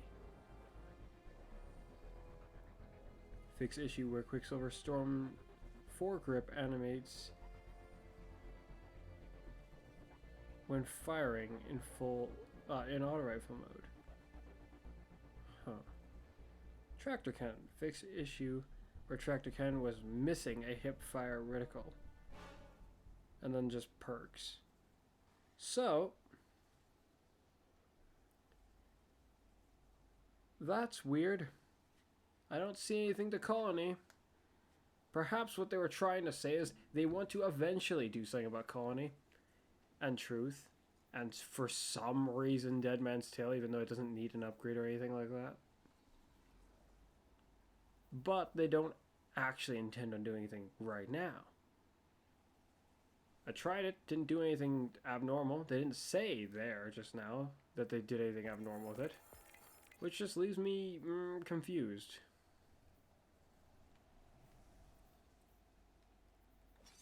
And apparently they did fix you.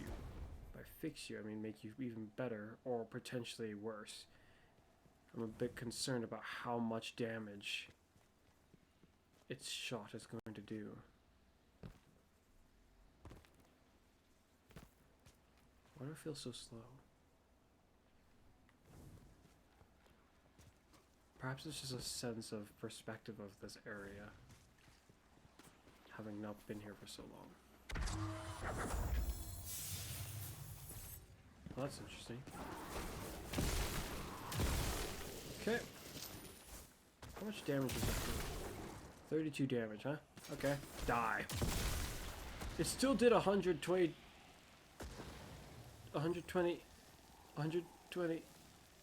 What the heck is going on there? And it looks like what I was hoping for has taken effect. After I shot him, I wasn't paying enough attention. It didn't look like I had to reload again. Let's see. Just wait for a bit. Okay, ready it. Oh, okay, so it shows the whole mag there too. I thought it was going to show just one in the mag. This is exactly like how I wanted it to be then. Because you fire, and you can just keep shooting. It's very good. Until I hit a powerful target with that shot, though, I'm going to be a little bit dubious about how much they've reduced its damage. I'm hoping their reduced damage to its powerful shot just compensates, like, just ends up keeping it essentially at a similar value to what it was before. Because remember, they buffed all glaives by 25% in PvE. That would include the exotic ones unless they specify otherwise. And if that isn't the case, then I don't know how comes this shot looked like it was still pretty bloody powerful. Yeah, that still looks rather powerful. With the notion of it jolting them too, even if it wasn't quite as powerful, it's almost not that concerning. Because man, is this a useful, powerful damage means.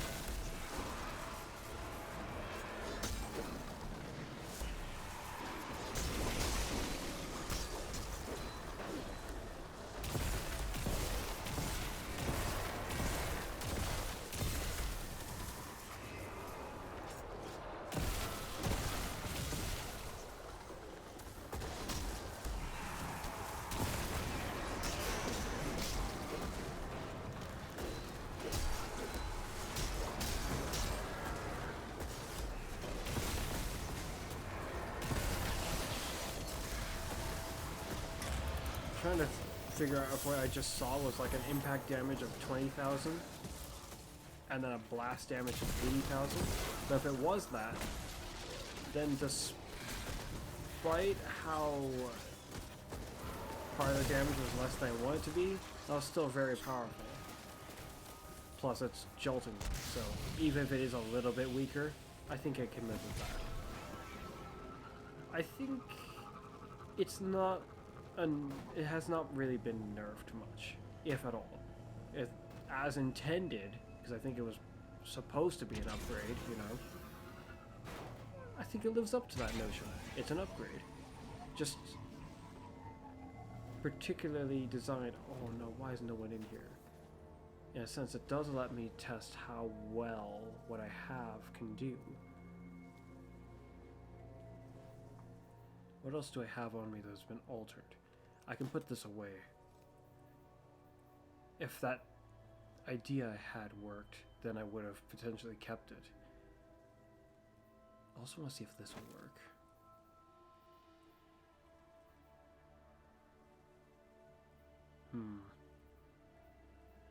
What else? I guess see how powerful this feels. I mean, they did buff it. If that's on top of the glaive's normal damage buff, it should feel very powerful. Let's just go with something weak. Charge the wells and we can adjust the ley lines.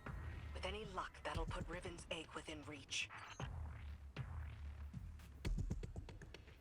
Let's just stick with this for now, actually.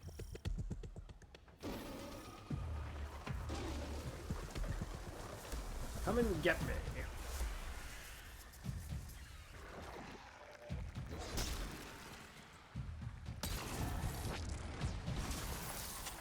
That blast, if that was a blast damage, that looked really weak.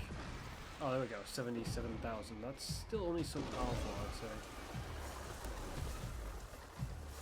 Let's turn it up a little bit in this regards.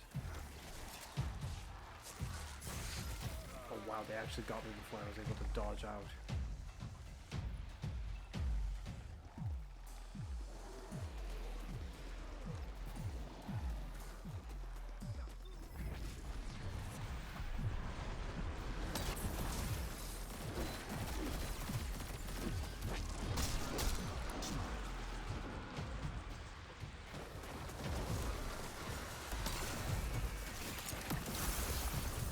$90,000, my.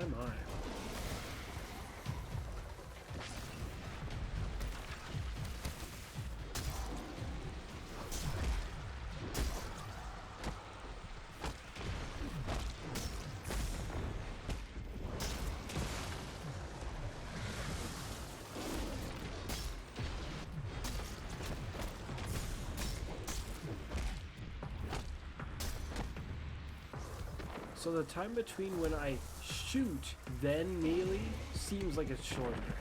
But the time between when I melee then shoot feels the same. Yeah. That feels completely the same because it takes the time to bring the glaive back around.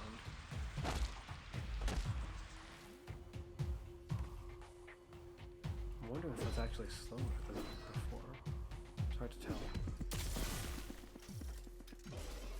Now I pay attention actually. The glaive shots are moving quite bloody fast. What the heck? That was really fast. Look at it, it just zoomed off.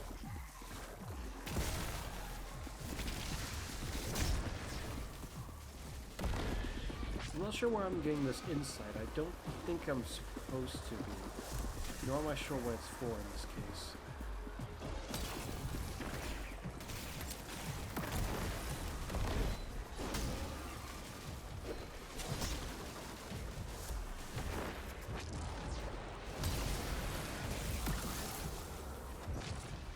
That was only 50,000.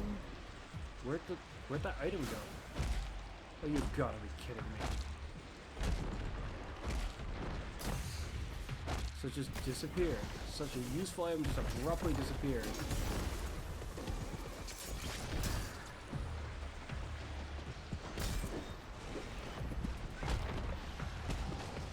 There we go. Much better.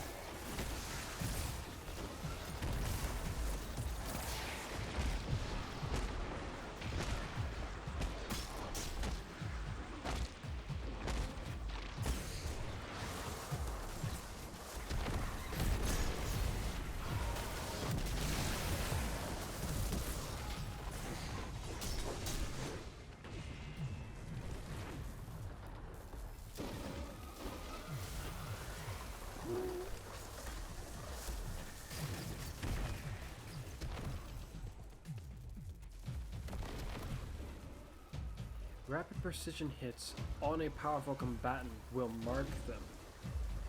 Noted. So unless I can get that, then I won't ever see this thing take effect.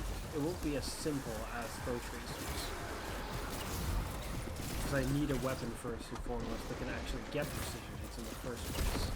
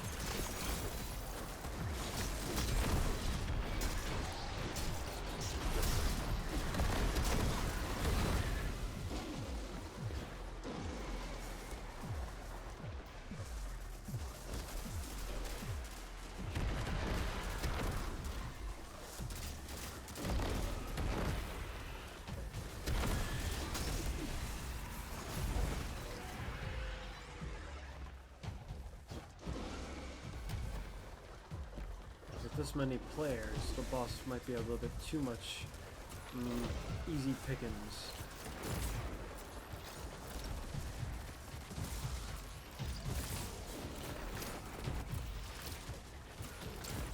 Can't even hit it precision-wise for some reason. Just getting clipped for too long. I'll be dead any moment now. I can't even see its health bar.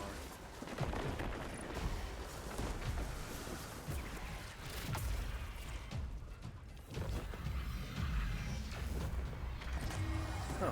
If we can already get engrams just by doing this, then it's time to enjoy that the blind well.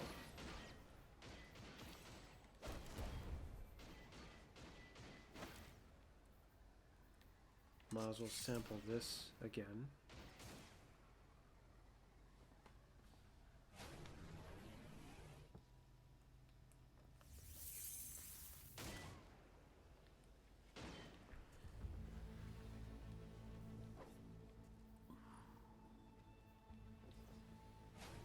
Primary well is running on a good charge.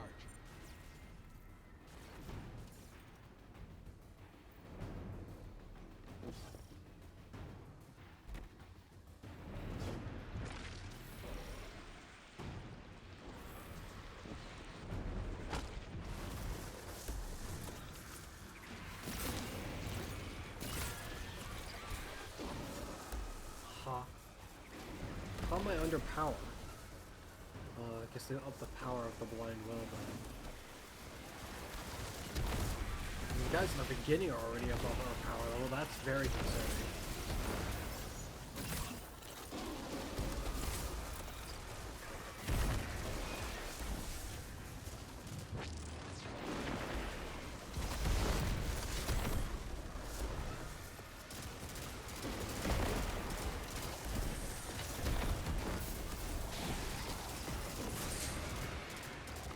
It did not look like its damage was increased, but it was really hard to tell when I suddenly got hit by rockets, or so it felt.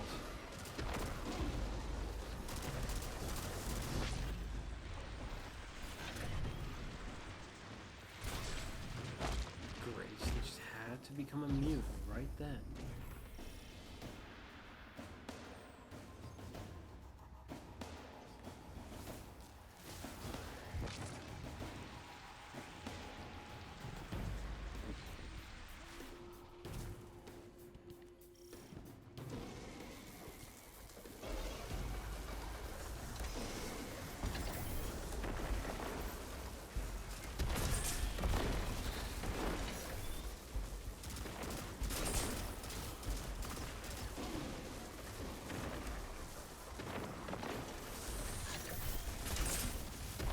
Okay, still doesn't work, which is ridiculous.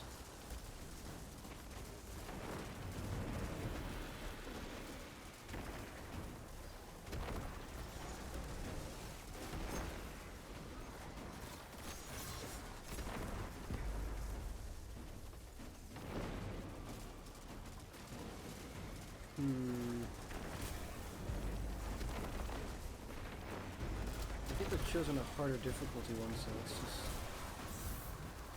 have at it, I suppose. With the addition of a jolting, pairing it with either of these would be pretty nice.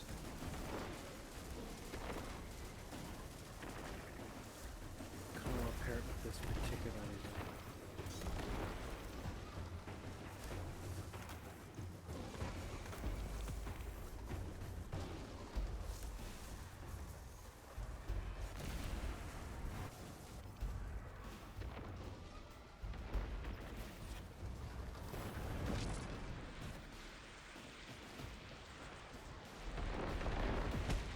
I'll have to take a look at their subclass changes again in case they just simply haven't been done yet.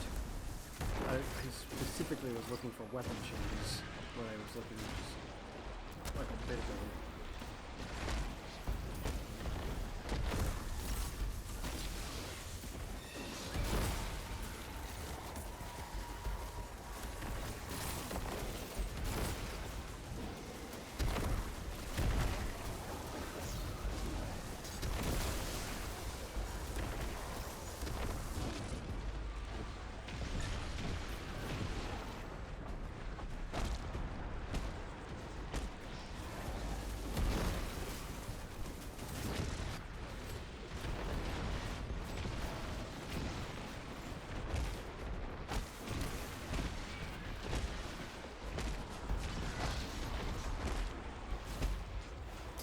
guess the guy who has the buff hasn't realized that he's the only one who can break the bloody shield.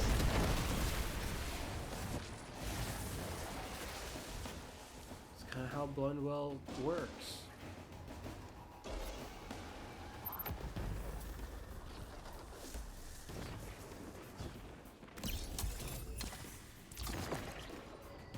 Also, having that buff makes your supercharge faster.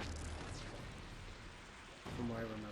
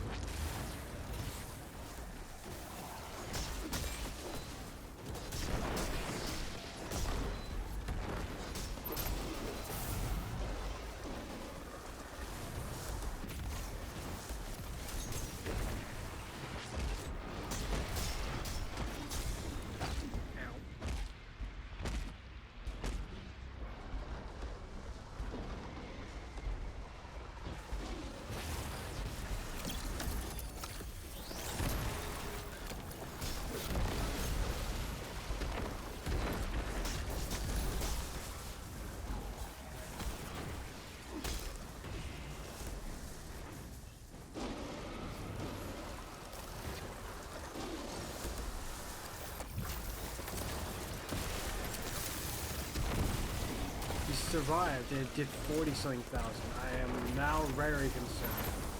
So when they said they were reducing its damage, they didn't say that they were reducing its damage to bosses or something like that. That looked like it did way less than I was expecting it to do.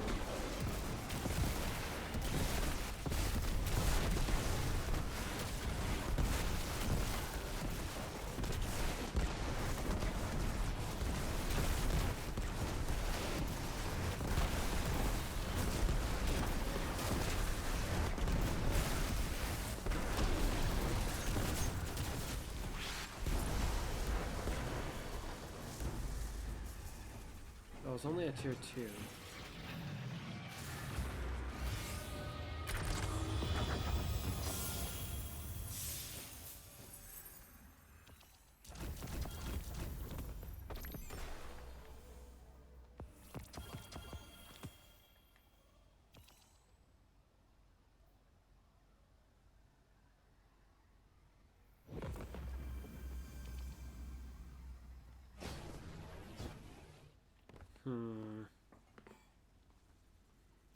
It might be like a extremely weaker, because I'm just gonna say right now, I free ammo.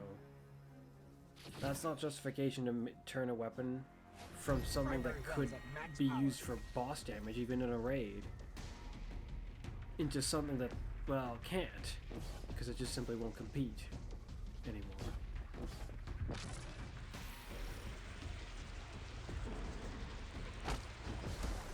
It looks like it's doing like almost half the damage, which has me concerned.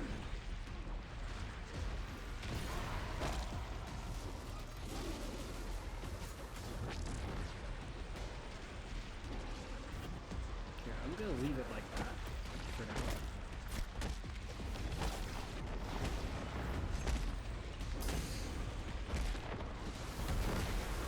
Just keep fighting on. Well, tough guy shows up. Already my offense against him. Because I just blasted the boss guy with it at face value pretty much. So with all the craziness going on, it's... oh. Dang it. Oh, I guess I'll have to ready it again then. With all the craziness going on, it's not necessarily easy to keep one's tests controlled.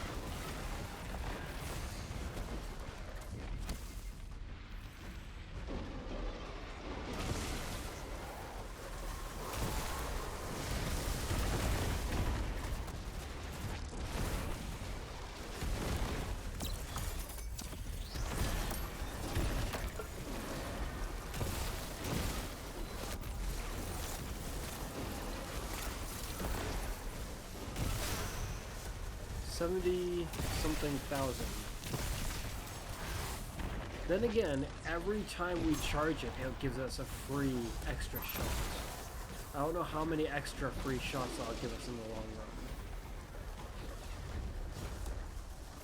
Plus, the regular glaive damage being more powerful. Maybe it really will add up to being okay in the long run. I just have my concerns is all.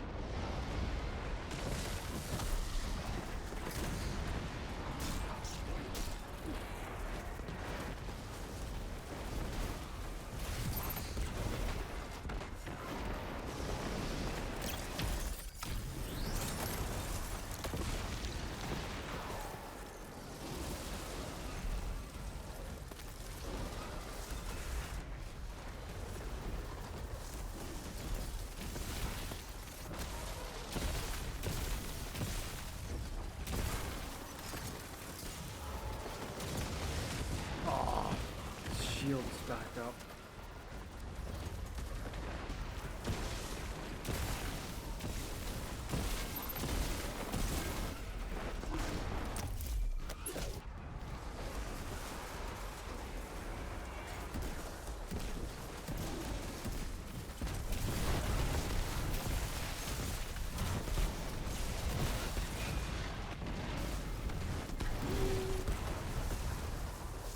Weird. What unleashed all that fire? And why did it seem to kill me? If it's the rocket launcher, it shouldn't be killing other players. Like, it would be funny for a moment. Primary well could take another boost. Until it's not. Oh, someone else did it.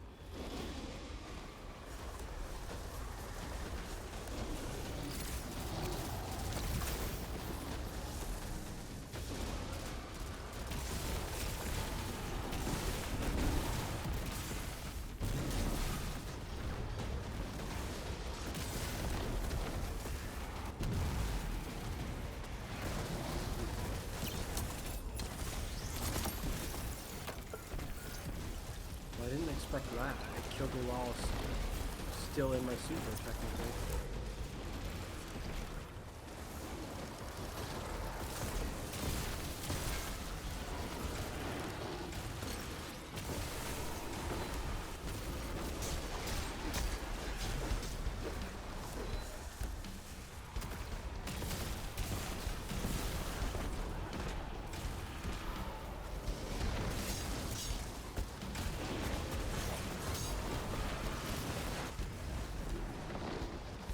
That's right, this isn't my Valiant Charge quick thing.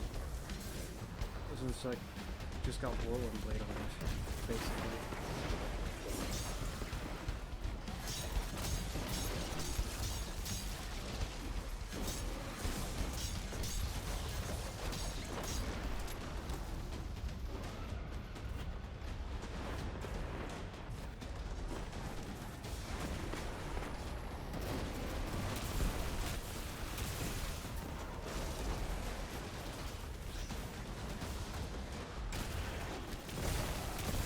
Yeah, that was a tier 4 damage boosted one, and it only did 40,000.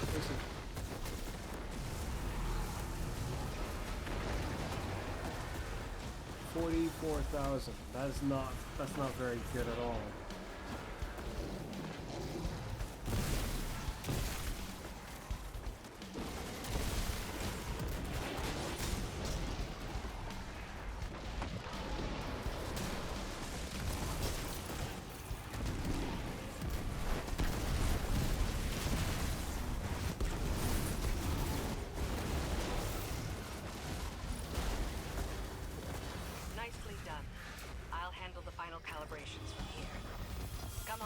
It should be theoretically better for crowd clear, though.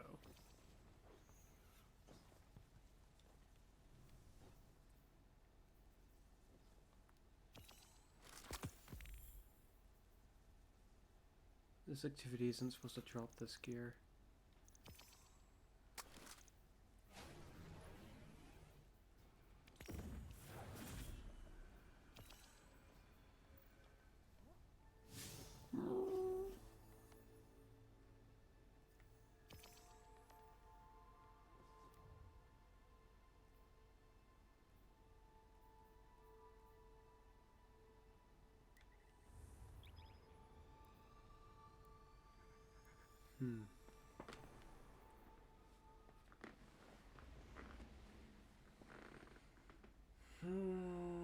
So much more weaker. That's like a lot more weaker.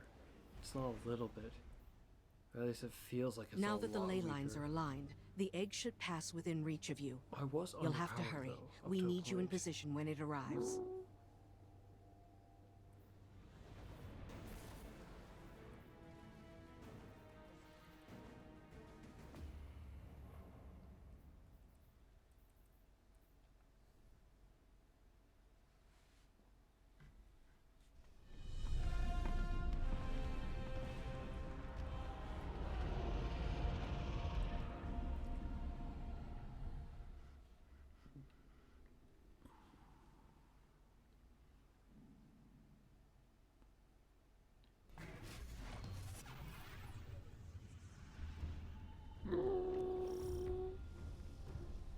Scurry through these halls, all you please.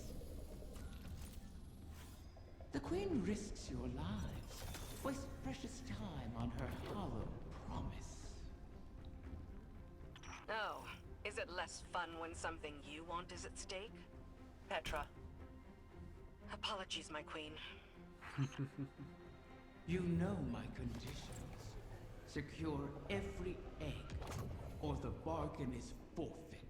Every egg. My Savathun knew of the clutch. Did she scatter the eggs on your behalf, or you hers? I Revive bear no token. loyalty to the Witch Queen. You've shared common cause with her often enough. As have you. Isn't that why you're here?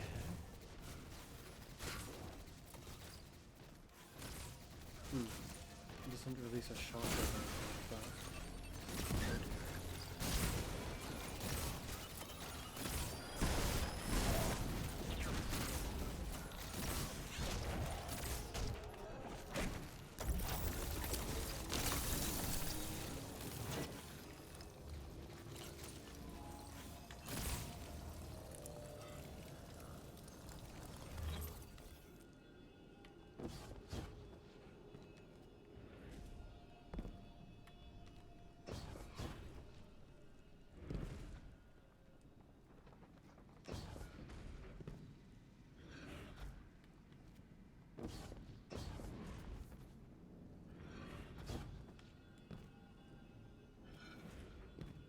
That's weird. I'm assuming that sound I hear is one of what I'm looking for.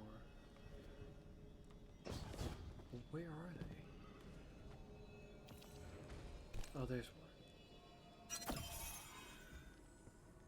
Yeah, so the other times, they had just got to all of them before I did.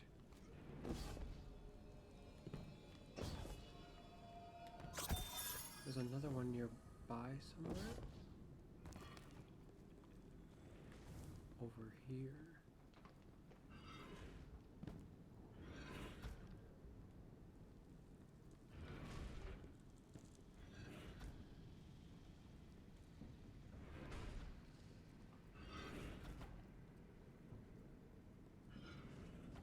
Hiding somewhere unknown.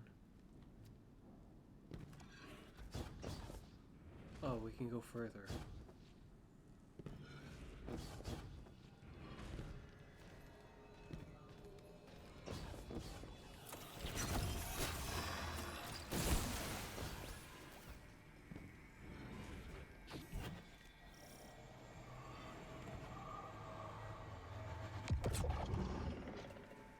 The Vex have dug in here at the gardens. I never thought I'd see them in the dreaming city.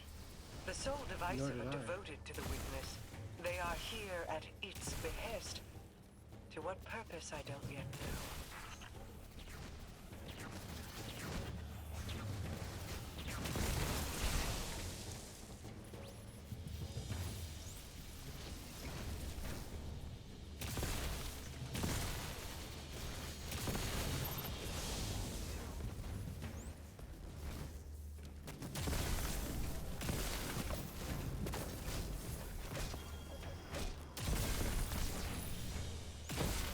Taken run rampant, leaderless.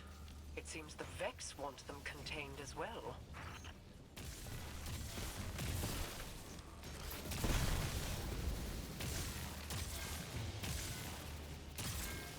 Despite the speed, it's still really hard to hit certain things in some of the most weirdest of ways, because I feel like I wouldn't have been struggling as much with the way they were before.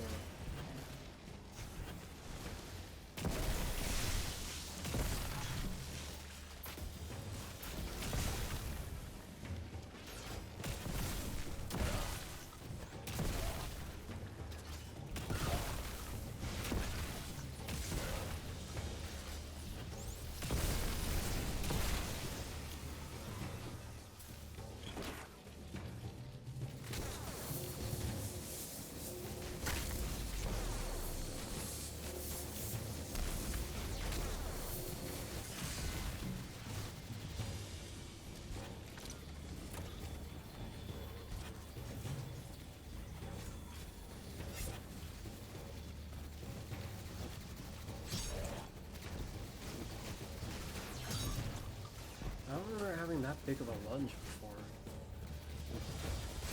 But it works for me.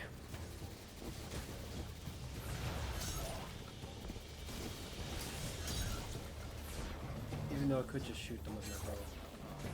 Fine, I guess I will.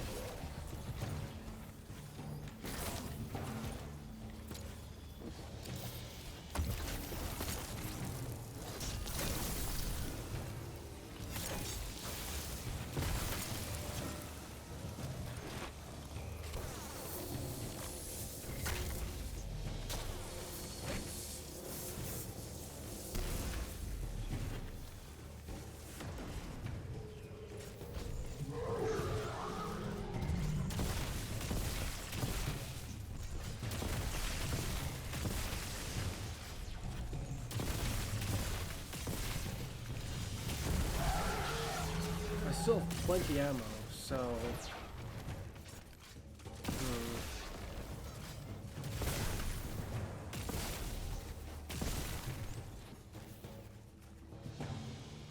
I mean, every time I use it, it is giving me a free ammo.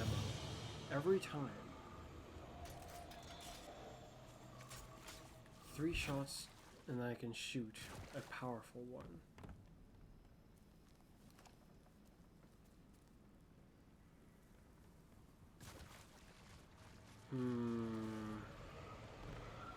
Maybe it is worth it. Especially when paired with the jolting, but it's slower. The these pathways? Do they extend beyond the Dreaming City? I never escaped the city. I see no reason you should. Ah, still, when the walls close in, what is there to do but climb?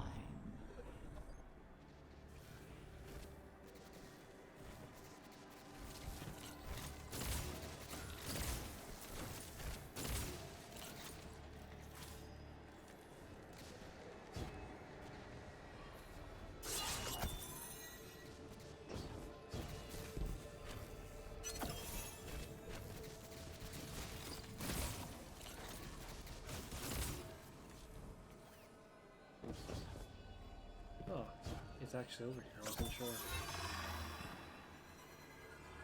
I didn't see it until I was rather close to it.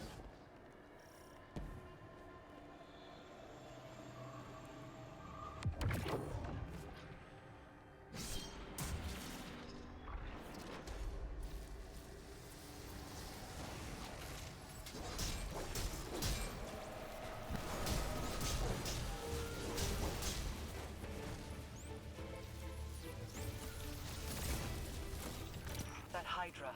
I sense a core of darkness at its heart. The creature serves as the witness's eyes and ears. Destroy it, and we may yet obscure our intentions.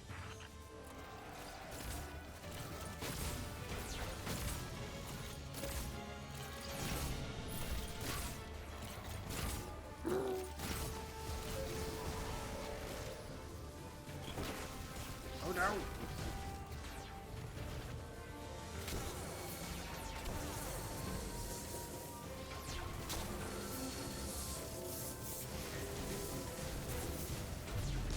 Man, that's one tough barrier.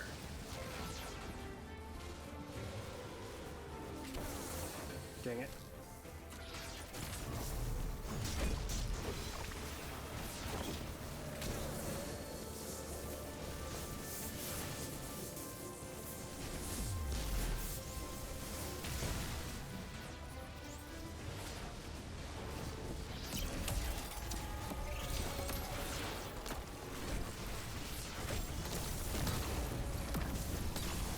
$90,000 to a boss enemy. Very nice.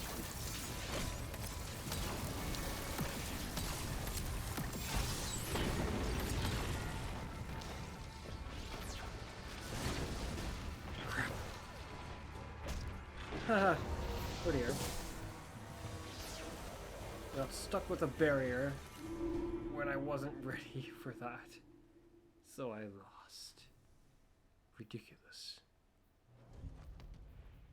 It would have been better to use this in the previous engagements. This would actually do better in this engagement, I think. They're willing to be so generous ammo-wise with this, but they fear the potential of this, it seems. 9 ammo really just ain't enough for this glaive, it feels like.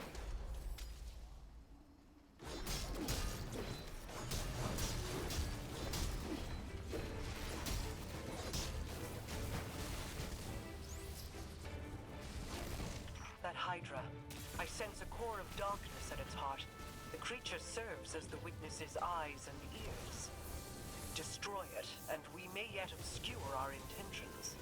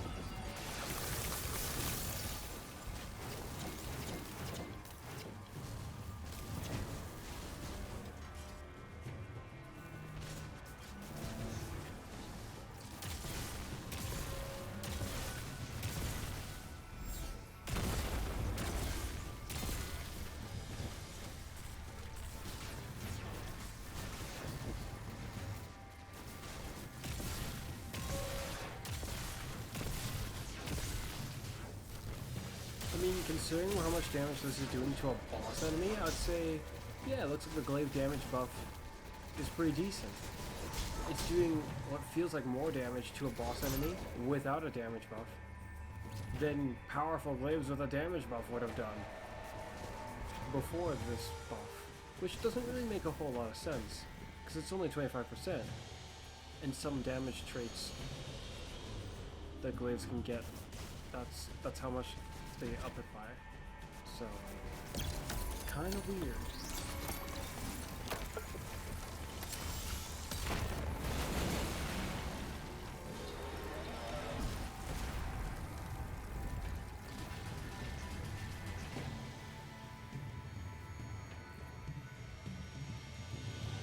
This one looks different than they normally do. Also, is it just me or The look a little Techians bigger? were right. We did it. Riven isn't the last after all. If only for the moment, you may yet shatter that truth. It pleases me to know that one egg survives. To know, even in death. A promising start, O guardian mine. Or is it merely bait on the hook? Well, if you don't hold your part of the bargain, by the end of it, we'll just obliterate all the eggs. We have no reason to keep them around.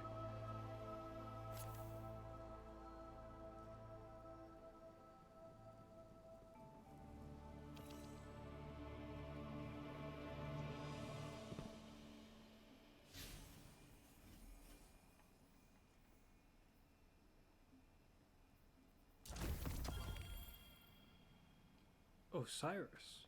Interesting. Well wishes. Oh.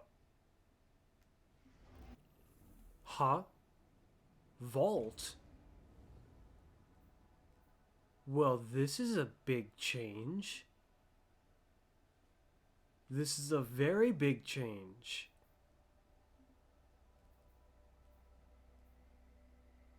A very good change.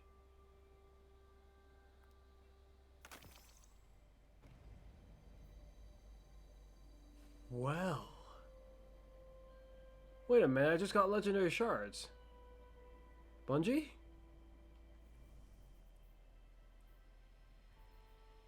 I need something to test with. It costs legendary shards still. I guess they haven't phased them out entirely after all. Oh. How weird. In some regards, because of what I was hoping for, these two are potentially the most disappointing so far. Though I imagine every other glaive will feel very nice by it, just in general, because there's no downside to it. They live up to what I'd want out of a glaive for the most part. Or more like what I'd somewhat expect from a glaive. Is what I think. But this one, I've grown used to rather powerful, well, power with it. For it to feel so much weaker now is rather disappointing. But, it's got so much ammo, or so it will feel, given how it keeps getting ammo every time its perk is readied. And this one, it's stronger, but maybe not by enough. Just a little bit more, potentially, is what I'm thinking.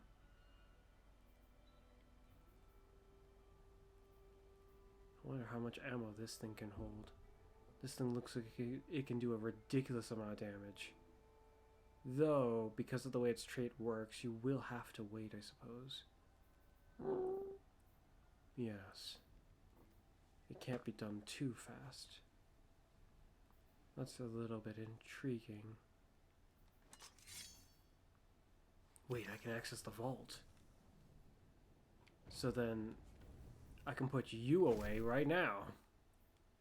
And you away. And you. Until I get the catalyst, might as well put you away too.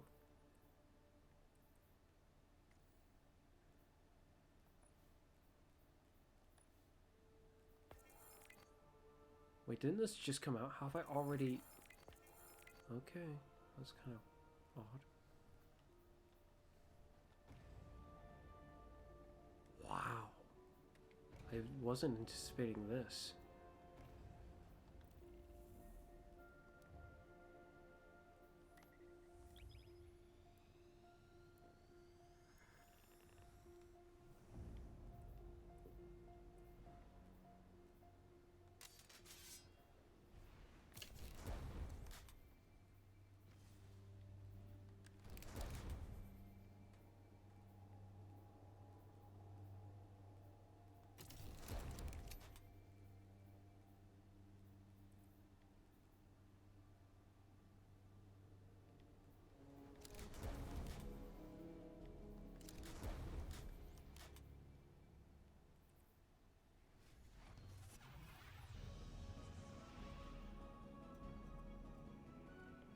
Oh. Down here. Tell me, Guardian, does helping Riven sit with you as it does me? She is a blade held in our hand, held too tightly, or trusted not to slip, and it will draw blood. Airing your concerns to the Guardian as well. Doubt is a useful tool, Queen Mara. Double-edged, is it not? This wish was crafted by Savathun. Riven cannot be trusted with it. Has the Veil offered any answers? My study has yielded many interesting curiosities. I understand how the Witness opened the Traveler, but not yet how to replicate it. I need more time. I wish we had more, if you'll pardon the phrase. Time would allow me to insulate us from Riven's ulterior motives. But we've left the Witness undisturbed for too long. We must act. Risk is a thing I've learned should be managed, not provoked. Riven is risk incarnate. To follow the Witness, I must reconstruct the bridge it forged through the Guardian's ghost. But the Veil is not a docile subject. Abuse it, and a similar fate suffered by the Dreaming City could repeat on New Muna. So we bide our time, while you seek an answer. Until then, we have a dragon to charm.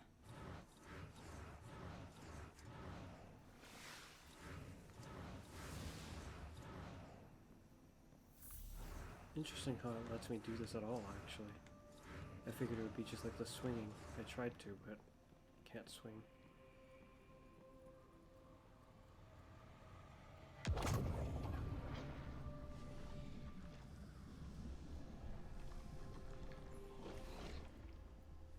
Back from scheming with Mara, are you? Fear not, O Guardian mine. I hold no contempt for those who prepare contingencies. In fact, that is what I respect most about Mara. She is wise not to trust me, as I have never trusted her. For ages, Awoken and Ahamkara were both allies and adversaries, each seeking to extract a victory from the other. That is the nature of all bargains, to relinquish as little as possible, while securing all you desire.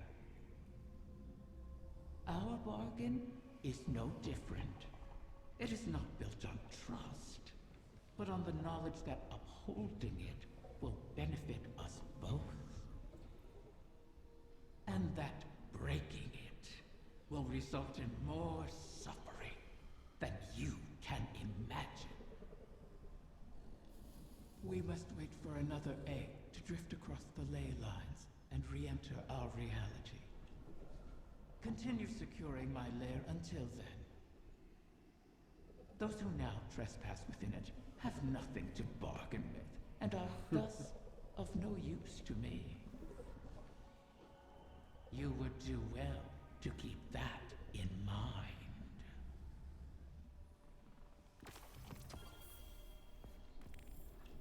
Caught in the coil. Wonder what this is for.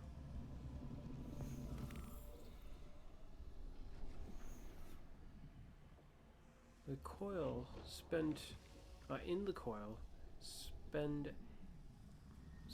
a layer key. Yes.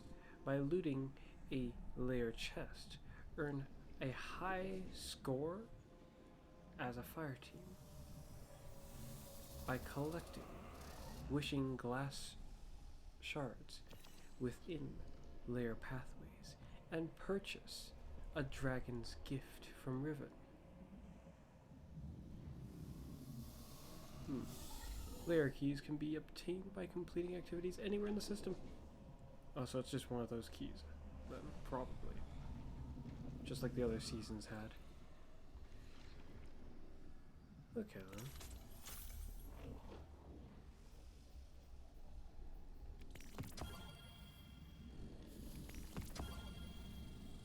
Ooh. Something fascinating.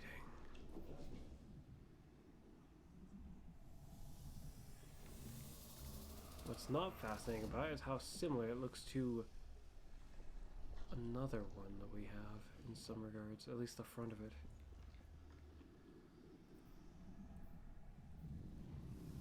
Yes, I know my younger brother will be extremely pleased about this, or extremely disappointed in a really weird twist.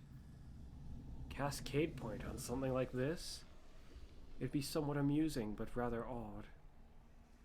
Paired with a perk that would act almost like an autoloading, this is not a bad roll. Aside from how I don't like to have this on special weapons typically. Mainly because it just lets me shoot faster, it doesn't actually increase the damage.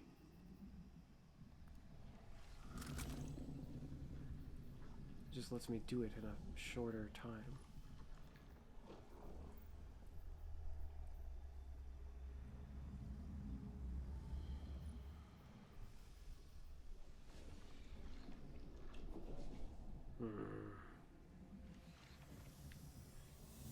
That's annoying.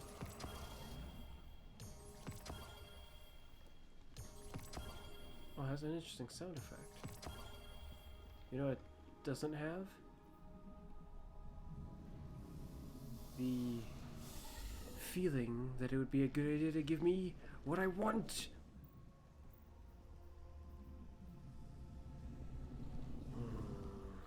I definitely want that bow.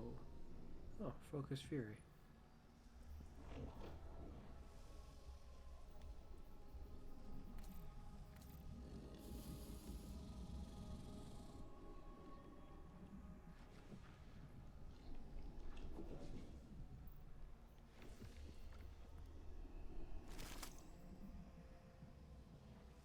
Oh, surrounded? What kind of a whacked out joke is this, and why does it look like the threaded needle?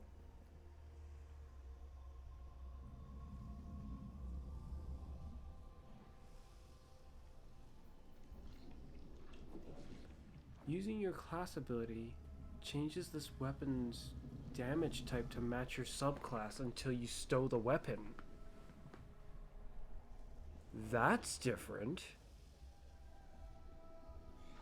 That's very different. Interesting. It is like osmosis, but for class abilities.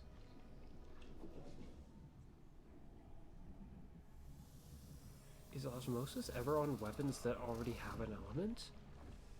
I feel like it isn't, but that's weird. That's rather abnormal. This can be specialized into anything for essentially no cost. Well, aside from the slot, whatever else can be in it. A craftable aggressive frame. There's another one, but it's a raid one, making its acquisition rather annoying. I kind of want to see this in action, despite how I'll ultimately probably not stick with one having this perk.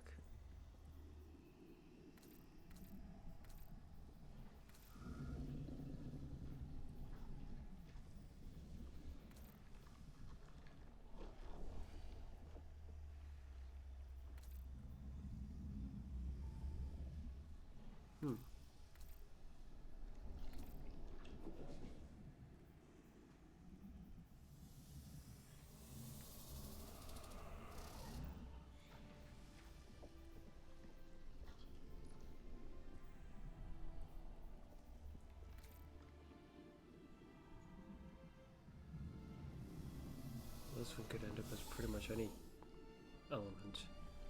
That's fascinating indeed.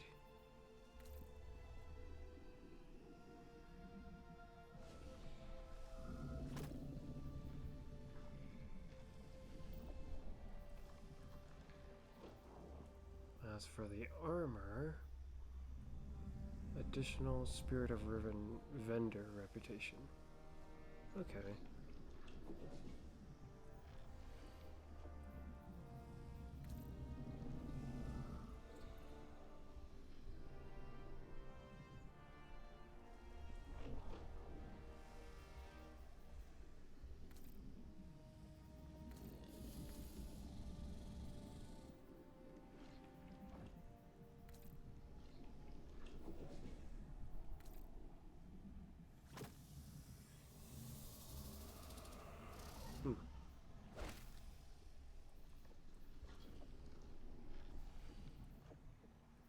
I'm aware that this video has gone on for quite a while now, and I will be bringing it to a close shortly.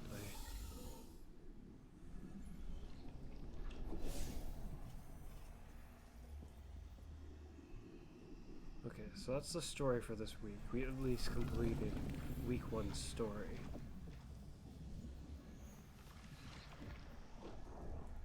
What does this do? After completing this, complete the Blind Well event, the Dreaming City, after triggering its heroic encounter, to unlock the following seasonal bonus. The first successful completion of the Blind Well on Tier 3 or higher each week grants a Wish Engram, and either a piece of high stats Season of the Wish armor or a Season of the Wish weapon. I see. That's nice.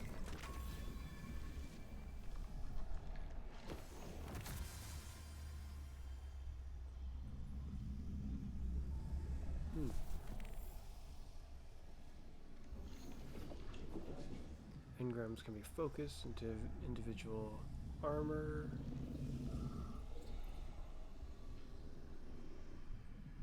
Focus into individual weapons.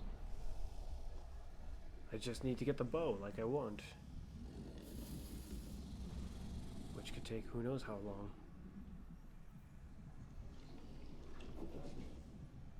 First weapon engram focused will be a deep sight resonance, it seems. First undying one will be a deep sight resonance. What's this? Ability activity grants additional.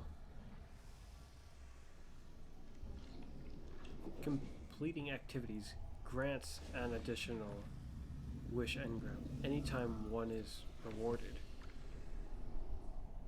Oh, an additional one. Okay.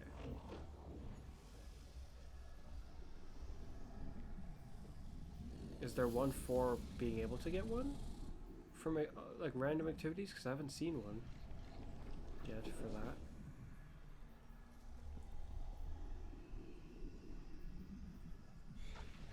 When you redeem a lair key in Riven's Lair activities, you have a chance to earn an additional Wish Engram.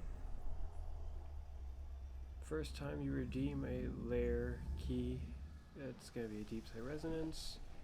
Additional Tier 2 and Tier 3 Dragon's Gifts are now available in the Coil.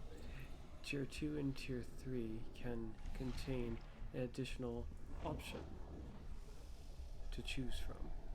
This is concerning because this one speaks to a notion that isn't explained. It's not like we're just gonna be able to get them from any activity. Nothing has said that we can yet. Normally that would be one of these. That would be the reward for one of the ones listed here. But it isn't. Insinuating that we're just not gonna have that bonus. We'll have to do the activity to get the engrams. Or we have the bonus already and it just never told us and doesn't care to. For who knows what reason.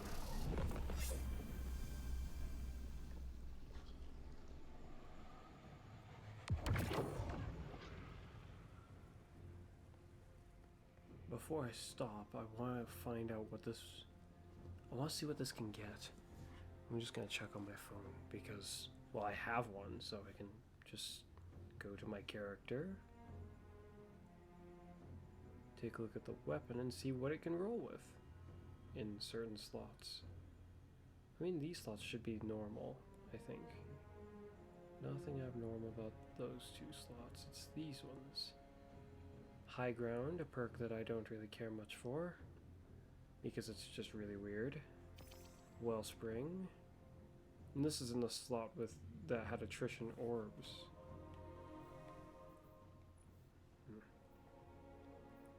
Yeah. Deconstruct. Dealing sustained damage grants bonus damage against vehicles and constructs, and partially refills the magazine. Damage with primer ammo or against constructs provides additional progress. Progress. Constructs include barricades, turrets, stasis crystals, and other objects created in the field. Huh.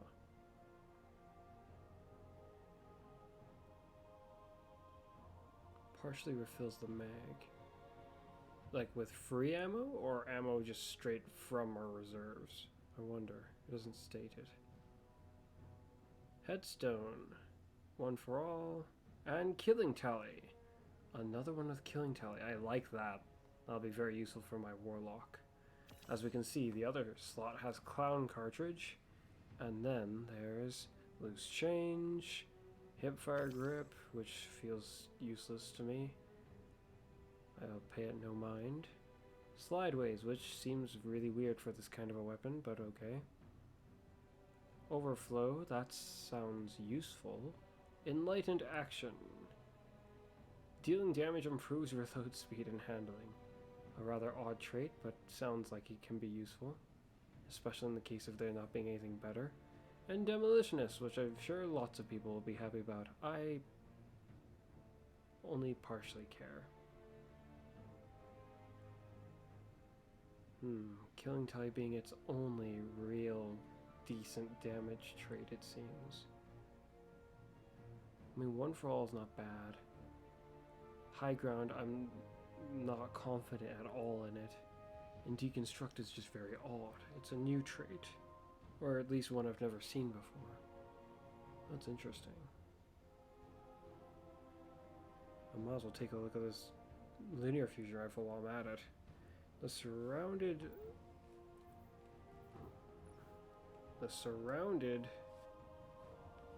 slot can also have deconstruct. It could have moving target, high ground, golden tricorn. When paired with this, that would be very nice. It'd probably be one of the best golden tricorn weapons there is. And precision instrument. My. If that works well enough for this weapon, it could be one of the more powerful linear fusions, perhaps.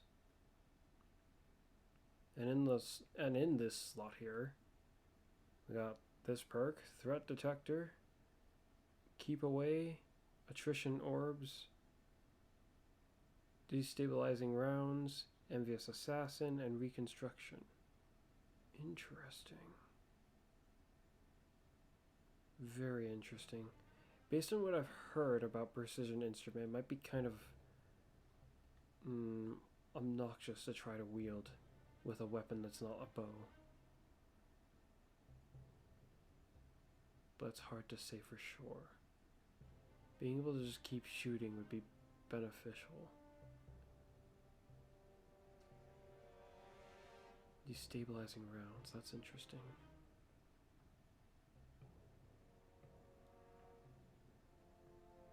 Attrition orbs would be useful for a damage trait pairing, because you can just fuel your surges that you put on your pants.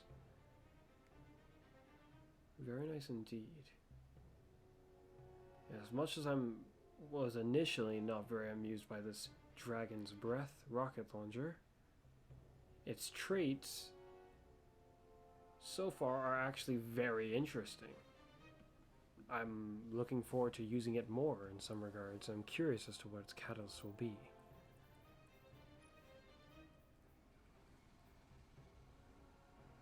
Casting your solar super, nearby allies. Grants nearby allies radiant. And increases the damage of your super for each ally nearby. While radiant deal increased weapon damage to combatants affected by strand and stasis debuffs.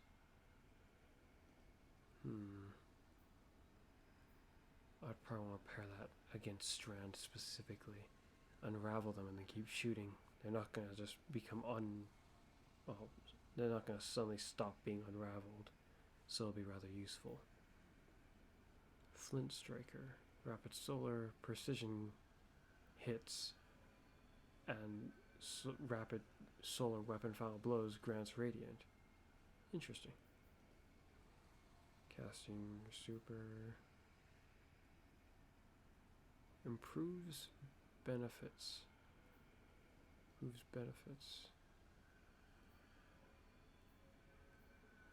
Additionally, weapons with these traits are always overcharged.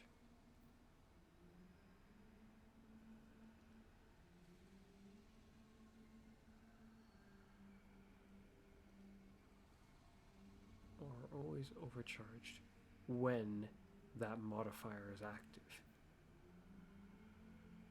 These are always overcharged. Does it really mean that they are always overcharged? Or is it like this and it just didn't say what this one says?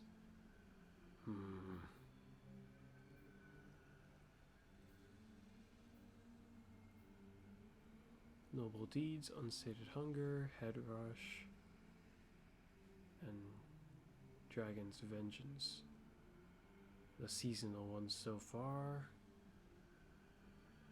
Sundering, don't remember where that one's from. Nano munitions. Nanotech tracer rocket. What's nano munitions and sundering? I feel like I've seen sundering, but nano munitions, I'm not sure. Oh, I think I know what the nano munitions might be, but if it's what I think it is, I don't remember being called that. But what's sundering? Pillar of Ice. Defeating an encased combatant spawns a stasis crystal. This sounds like it could be rather useful.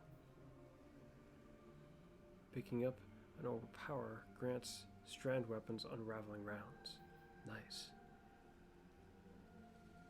Damaging them with a solar ability weakens champions and bosses for a short time.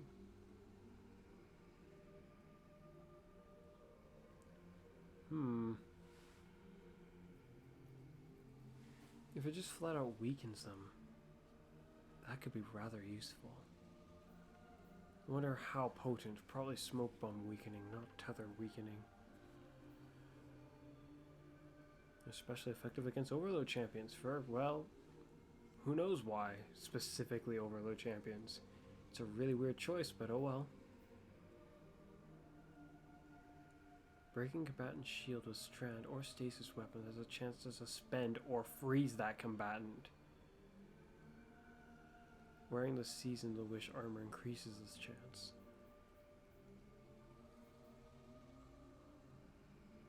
Where your super is nearly fully charged, ability final blows spawn orbs of power.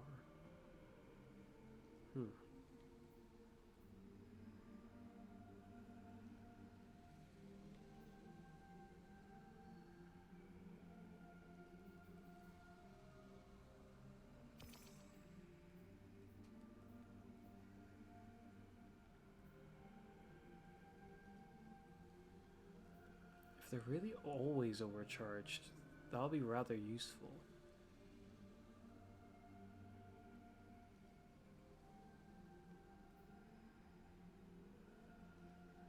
Because they'll all be notably rather potent.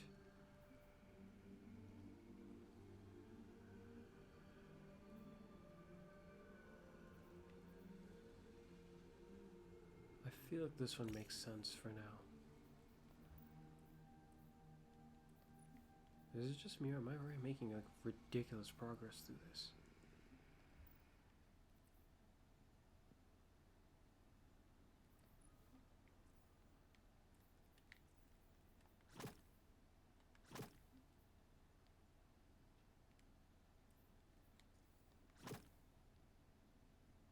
I mean, its regular look isn't bad.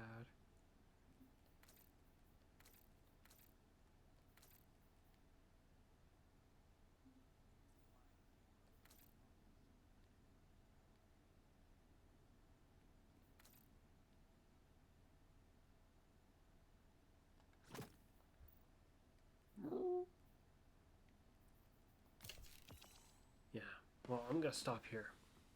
We'll let this drag on longer than I intended, in some regards. As usual, it's been me, Fuzz, and you'll see me again next time. Bye for now.